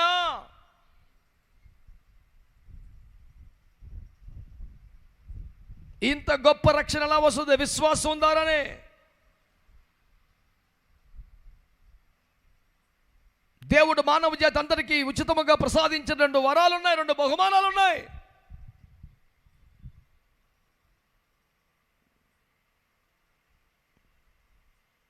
అవి కేవలము నువ్వు విశ్వాసం ఉంచితే ఉచితముగా నీకు అనుగ్రహించబడతాయి. యేసయ్య అనే బహుమానాన్ని సంపాదించుకోండి, రక్షణ అనే బహుమానం సంపాదించుకోండి. అపోస్తలుల కార్యముల గ్రంథం 2వ అధ్యాయం 38వ వచనం. అపోస్తలుల కార్యముల గ్రంథం 2:38. పేతురు, మీరు మారు మనస్సు పొంది పాప క్షమాపణ నిమిత్తము ప్రతివాడు యేసుక్రీస్తు నామమున బాప్తిస్మము పొందుడి, అప్పుడు మీరు పరిశుద్ధాత్మ అను వరము పొందుదురు. దేవునికి ఒక మంచి స్తోత్రం చెప్పండి గట్టిగా. చెప్పారా గట్టిగా? మీలో ప్రతివాడు మారు మనసు పొంది బాప్తిస్మని పొందండి, అప్పుడు పరిశుద్ధాత్మ అను వరమును పొందుకుంటారు. 2వ గిఫ్ట్ ఏంటంట? పరిశుద్ధాత్మ. అనండి గట్టిగా. మనకు ఒక బహుమానం పరిశుద్ధాత్మ. నా వైపు చూస్తా వినండి. పతనమైపోయిన సృష్టిని బాగు చేసింది ఎవరు? పరిశుద్ధాత్మ. మట్టిని మనిషిగా మార్చింది ఎవరు? పరిశుద్ధాత్మ. ఎర్ర సముద్రం పాయలుగా చేసింది ఎవరు? పరిశుద్ధాత్మ. పూరేళ్ళు తెచ్చిపెట్టింది ఎవరు? పరిశుద్ధాత్మ. బలహీనులను, నిష్ప్రయోజకులను, ఎన్నిక లేని వారిని ప్రపంచమును తల్ల కిందులు చేయగల అపోస్తలులుగా మార్చింది ఎవరు? పరిశుద్ధాత్మ. ఎండిన ఎముకల లోయను ఏమండి లెక్కింపశక్యము కానీ సైన్యమునుగా మార్చింది ఎవరు? షిత్తీము లోయలో మందిరమునకు పనికొచ్చి ఉపకరణములుగా తుమ్మ చెట్లను బలపరిచింది ఎవరు? ఏది చేసిన ఎవరో? ఇలా మట్టిని మహిమకు మార్చగలిగిన, పతనమైన దాన్ని బాగు చేయగలిగిన, లేని సముద్రంలో ఒక దారి వేయగలిగిన ఇలాంటి పరిశుద్ధాత్మనంట గిఫ్ట్గా ఇచ్చాడండి. నీకు స్తోత్రం చెప్పండి. హల్లెలూయా. ఏం చేస్తే గిఫ్ట్గా వస్తుందంట? ఏం చేస్తే వస్తుందంట? దేవుని వాక్యం చెప్తుంది, నువ్వు మారు మనసు పొంది బాప్తిసం పొందావంటే ఈ రక్షణ నీకు గిఫ్ట్గా ఇచ్చేస్తానన్నాడు. పరిశుద్ధాత్మని గిఫ్ట్గా ఇస్తానన్నాడు. 120 మంది డబ్బులు ఖర్చు పెడితే వచ్చిందా? సమరయుల విశ్వాసులు డబ్బులు ఖర్చు పెడితే ఇచ్చారా? కొర్నేలు ఇంటిలో డబ్బులు ఇచ్చి పొందుకున్నారా? ఏథెన్స్లో డబ్బులు ఇచ్చి తెచ్చుకున్నారా? ఎఫెసీ పట్టణంలో ఈ రోజున దేవుని వాక్యం నిన్ను సూటిగా అడుగుతోంది. నీకు శ్రేష్టమైన బహుమానాలు ఇవ్వడానికి యేసు సిద్ధంగా ఉన్నాడు. ఏదో అడ్డగోలుగా మందలో కలిసి పరిగెత్తేయటం కాదు, బహుమానము పొందినట్లు భక్తి చేయండి. చర్చికి వస్తున్నాం వెళ్తున్నాం అన్నట్టు నామకార్థంగా ఉండకండి. మీరు లోకవాశలను విడిచిపెట్టగలిగితే, రక్త సంబంధాలే బీభత్సం అనుకోకుండా అనుబంధాల నుంచి ఆత్మీయతలోనికి రాగలిగితే మీకు శ్రేష్టమైన సంపూర్ణమైన బహుమానం దేవుడిస్తాడట. ఆమేన్. ఇలాంటి బహుమానములు పొందుటకు సమర్పణలకు వచ్చిన భక్తులారా, అలాంటి భక్తి చేయడానికి ఇష్టపడుతున్న వారులారా, 2 శాశ్వత బహుమానాలు అందరికీ ఉన్నాయి ఉచితంగా. ఒకటి రక్షణ, రెండవది పరిశుద్ధాత్మ. విశ్వాసం ఉంచితే చాలు ప్రభు రక్షణ ఇస్తున్నాడు. బాప్తిసం పొంది పాపక్షమాపణలోకి వస్తే చాలు పరిశుద్ధాత్మని ఇస్తున్నాడు. ఇవన్నీ కేవలం ఉచితంగా దేవునికి ఇచ్చే బహుమానాలు. ఇప్పటికైనా వచ్చి వెళ్ళిపోయే భక్తి చేస్తావా, లేక బహుమానము పొందే భక్తి చేస్తావా? ఖచ్చితంగా బహుమానం పొందే భక్తి చేయాలంటే అబ్రహాములాగా ఆశల నుంచి బయటికి రావాలి, రూతములాగా బంధాల నుంచి బయటికి రావాలి. తప్పకుండా నీ బహుమానం సంపూర్ణమైపోద్ది. నీకు అత్యధికమైన బహుమానం దేవుడు ఇస్తాడు. ఇలాంటి బహుమాతి పొందే కృప దేవుడు మనందరికీ దయచేయునుగాక. తలలు వంచి కళ్ళు మూసుకుంటారా? ప్రార్థన చేద్దాం.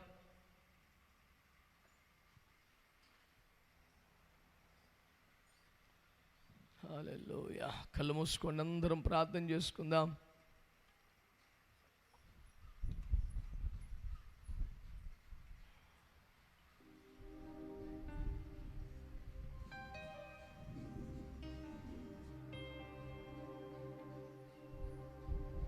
హల్లెలూయా. అందరము కాసేపు ప్రార్థన చేసుకొని వెళ్దాం. ఇంతసేపు ఓపికగా దేవుని సన్నిధిలో ఉన్నారు.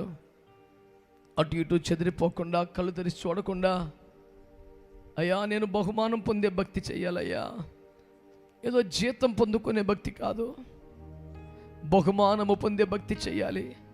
మీరందరూ ఆసక్తి కలిగి కాసేపు అయినా ప్రార్థన చేస్తారా? అటు ఇటు చూడకండి, ఎవరితో మాట్లాడకండి. ఇంతసేపు దేవునితో మాట్లాడాడు, నీవు కొద్దిసేపు అయినా దేవునితో మాట్లాడాలి కదా. చాలామంది మౌనంగా ఉన్నారు. ప్రార్థించండి, ప్రార్థించండి, ప్రార్థించండి, ప్రార్థించండి. హల్లెలూయా, హల్లెలూయా. అందరూ స్వరమెత్తి మంచిగా ప్రార్థన చేద్దామా? హల్లెలూయా. కొంచెం మంచిగా, కొంచెం మంచిగా.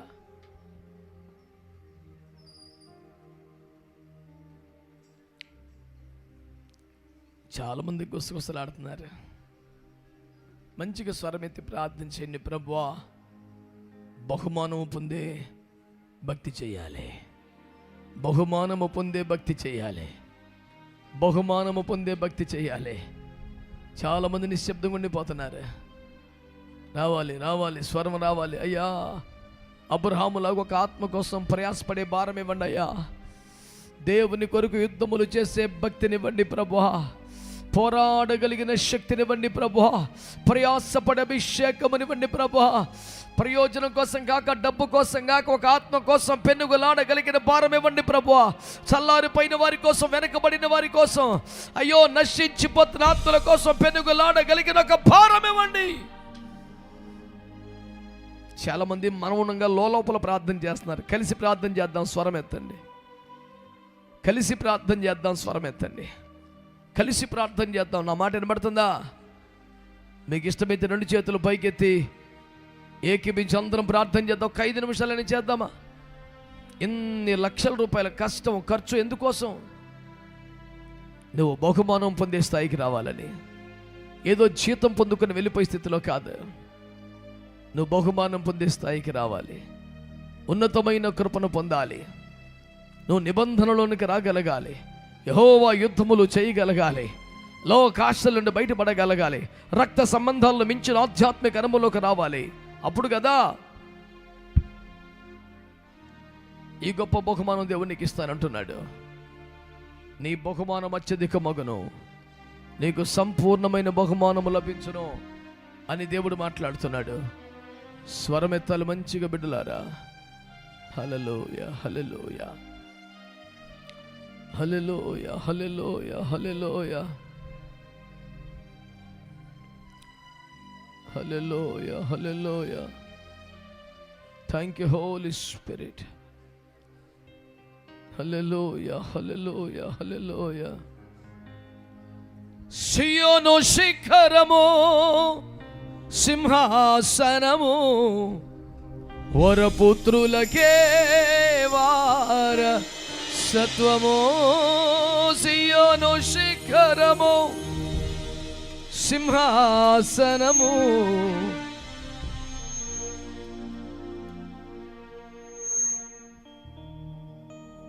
వరపుత్రులకే వారసత్వము. వాగ్దానములన్నీ నెరవేర్చుచుంటివా వాగ్దాన పూర్ణుడా నా యేసయ్యా. అందరూ కలిసి సియోను శిఖరము సింహాసనము వరపుత్రులకే వారసత్వము. సియోను శిఖరము సింహాసనము వరపుత్రులకే. సియోను శిఖరము సింహాసనము వరపుత్రులకే వారసత్వము. వాగ్దానములన్నీ నెరవేర్చుచుంటివా వాగ్దాన పూర్ణుడా నా యేసయ్యా. వాగ్దానములన్నీ నెరవేర్చుచుంటివా వాగ్దాన పూర్ణుడా. సభలు కొడదాం. నా యేసయ్యా శ్రీమంతుడా యేసయ్యా. ఆత్మకు అభిషేకమా అభినయ పాడుదాము గట్టిగా. శ్రీమంతుడా యేసయ్యా ఆత్మకు స్వరమెత్తి మంచిగా.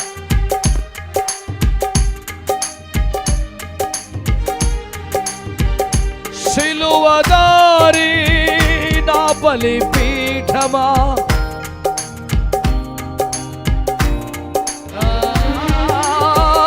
సిలువదారి నా బలిపీఠమా నీ రక్తపు కోట నా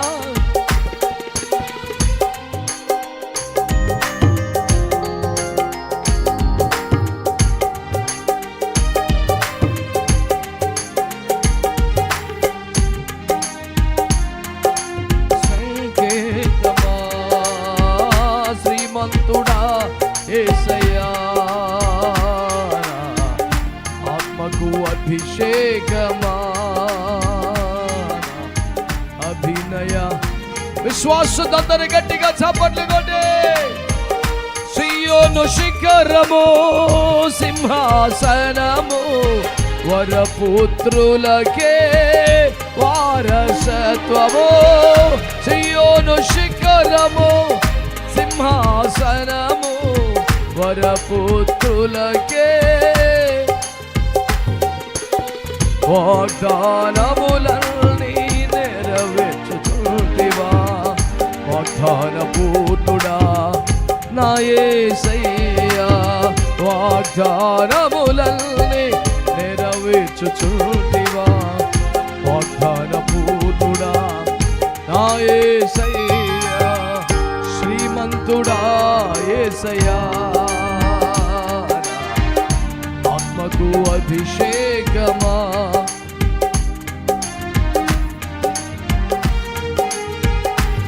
ఆమేన్. శ్రీమంతుడా ఒక శ్రేష్టమైన ఉన్నతమైన బహుమానాన్ని ఇవ్వడానికి చాలినటువంటి శ్రీమంతుడు ఐశ్వర్యవంతుడు ఈ రాత్రి నీతో మాట్లాడుతున్న మాట.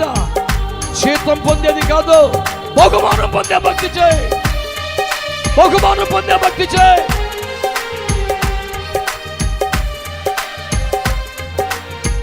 దేవుని వాక్యం నీతో తేటగా మాట్లాడే రాత్రి ఓ సమర్పణలోకి రాగలిగితే, ఓ తీర్మానం చేయగలిగితే, ప్రభు కేవలం బహుమానం పొందే భక్తి చేయకూడదు.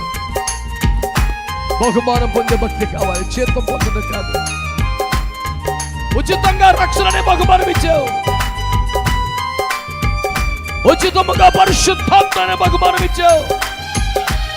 కేవలం విశ్వాసం వచ్చినందుకే, కేవలం బాప్తిస్మం పొందినందుకే ఇంత శ్రేష్టమైన బహుమానాలు మాకు ఇచ్చావు. యథార్థమైన భక్తి చేస్తే ప్రభువా, అబ్రహాములాగా ఆత్మల కోసం పోరాడగలిగితే, ఒక వైరాగ్యంతో బతకగలిగితే మాకు అత్యున్నతమైన బహుమానం ఇస్తానన్నావు. రూతు వలె ఆత్మీయులతో, పరిశుద్ధులతో, దైవజనులతో నిబంధన చేయగలిగితే సంపూర్ణమైన బహుమానం ఇస్తానన్నావు. ఉచితంగా రక్షణని బహుమానం ఇచ్చాడు. ఉచితంగా పరిశుద్ధాత్మని బహుమానం ఇచ్చాడు.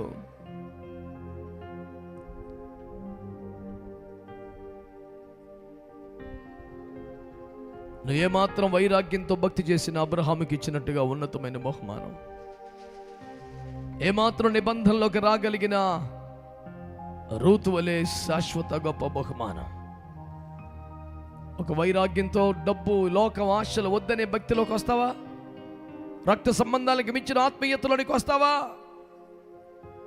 అలాగైతే దేవునికి ఈ రాత్రి మాటివ్వు. తప్పకుండా బహుమానము పొందు ఒక గొప్ప ధన్యతను దేవునికి ఇవ్వబోతున్నాడు. తీర్మానంలోకి వచ్చిన వారు ఈ ప్రార్థనలు ఏకీభించండి. మీ కొరకు సిద్ధపరచబడ్డ దైవజనులు ప్రార్థన చేస్తారు. చేయబడుతున్న ప్రతి ప్రార్థనలు అవునని, ఆమేనని చెబుతూ ఏకీభించండి. ప్రభు మిమ్మల్ని దీవించే సమయం ఈ ప్రార్థన సమయం. ప్రార్థన.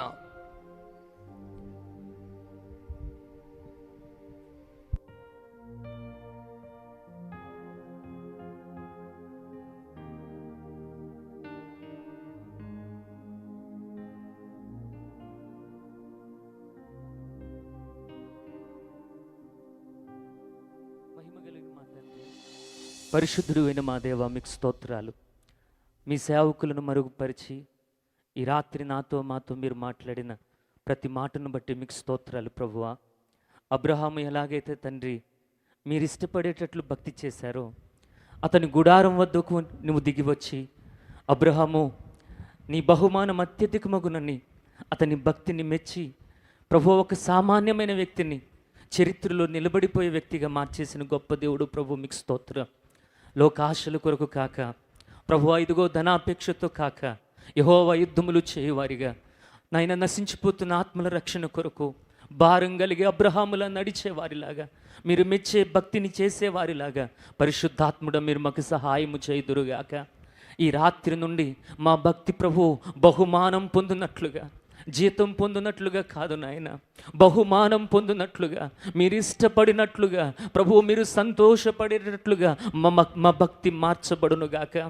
దేవుని పరిశుద్ధాత్ముడ ఈ రాత్రి నీ పాదముల దగ్గర వేడుకుంటున్నాం. ఈ స్థలములో ఎంతమంది ఉన్నారో వారందరినీ ప్రేమించి మీరు మాట్లాడావు ప్రభువా. దేవా, ఏదో నామకార్థమైన భక్తి కాదు ప్రభువా, ఇదిగో నీకు దూషణ, నీకు అవమానం తెచ్చే భక్తి కాదు, నిజముగా నువ్వు మెచ్చుకునే, సంతోషపడే ప్రభు, బహుమానం అత్యధికమయ్యే భక్తి పరుగు యేసు ప్రభు నామములో మేము అలాగూ చేయుదుముగాక. ప్రభు, ఒక అన్యురాలు, ఒక శపింపబడిన స్త్రీ ప్రభు, నీ దేవుడే నా దేవుడు, నీ జనమే నా జనం, నువ్వు నివసించే చోట నేను నివసిస్తానని ప్రభు సంపూర్ణమైన బహుమానం పొందినట్లుగా, దేవా తన భర్త మరణమైన తన అత్తను విడువక ఎలాగూ ప్రభు ఒక నిబంధనతో నడిచిందో, ఇక్కడున్న ప్రతి బిడ్డ వారి సంఘములో వారి ఆత్మీయ దైవజనులతో ఒక నిబంధనతో నడచుదురుగాక. సంపూర్ణమైన భక్తి ప్రభు, సంపూర్ణమైన బహుమానము పొందునట్లుగా భక్తి చేయుదురుగాక. అయ్యా, అపోస్తలుడైన పౌలులాగా వెనుకున్నవి మరచి, అయ్యా కులమనో లేకపోతే మతమనో మరేదో ప్రభు పట్టుకొని వేలాడక, నీ వాక్య ప్రకారం పౌలులాగా వెనుకున్నవి మరచి బహుమానం పొందునట్లుగా మేము పరిగెత్తుదుముగాక. నాకొక బహుమానం ఉంది, నాకొక నీతి కిరీటం ఉంది, నేను ఒక మంచి పోరాటం పోరాడుచున్నాను అని పౌలులాగా మంచి పోరాటం మేము పోరాడుదుముగాక. దేవా వరముగా రక్షణ అనుగ్రహిస్తున్నావు, దేవా బహుమానముగా ప్రభు పరిశుద్ధాత్మను అనుగ్రహిస్తున్నావు. ఈ రాత్రి స్థలములో ఉన్న ప్రతి బిడ్డ రక్షణను పొందుదురుగాక, పరిశుద్ధాత్మను పొందుదురుగాక. ప్రభువు వీటితో పాటు మీ వద్ద నుండి అత్యధికమైన బహుమానం, మీ వద్ద నుండి సంపూర్ణమైన బహుమానం పొందినట్లుగా, మిమ్మల్ని చేరినప్పుడు, మీ వద్దకు వచ్చినప్పుడు మీరు ఆనందపడినట్లుగా మా భక్తి, మా పరుగు కడముట్టించడానికి సహాయపడమని, ఈ లోకపు ఆశలతో లోకస్తుల్లాగా అన్యులలాగా కాక ఒక నిజమైన క్రైస్తవులుగా నీ ప్రేమను, నీ పరిశుద్ధతను, నీ మంచితనమును లోకానికి చూపిస్తూ ఒక మంచి క్రైస్తవ జీవితాన్ని జీవించే పరుగు మాకివ్వమని, మీరు మమ్మను ప్రేమించి మాతో స్పష్టంగా మాట్లాడినందుకు స్తుతిస్తూ ఈ వాక్యమంతా మాలో స్థిరపరచమని, మాలో ముద్ర వేయమని యేసు నామములో ప్రార్థించి పొందియున్నాం పరమ తండ్రి, ఆమెన్.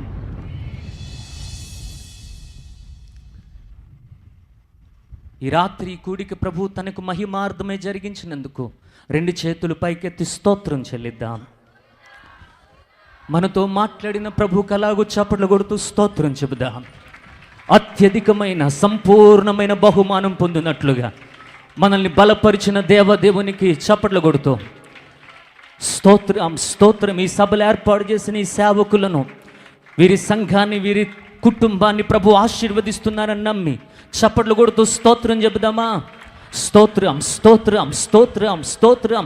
మన తండ్రి అయిన దేవుని ప్రేమ, మన ప్రభు అయిన యేసుక్రీస్తు వారి కృప, పరిశుద్ధాత్మ దేవుని ప్రసన్నత అయిన మహిమ తొట్టిల్లకుండా మనందరినీ కాపాడి నిత్య మహిమలో సియోనులో సంపూర్ణమైన బహుమానం పొందినట్లుగా మనందరినీ సిద్ధపరచునుగాక.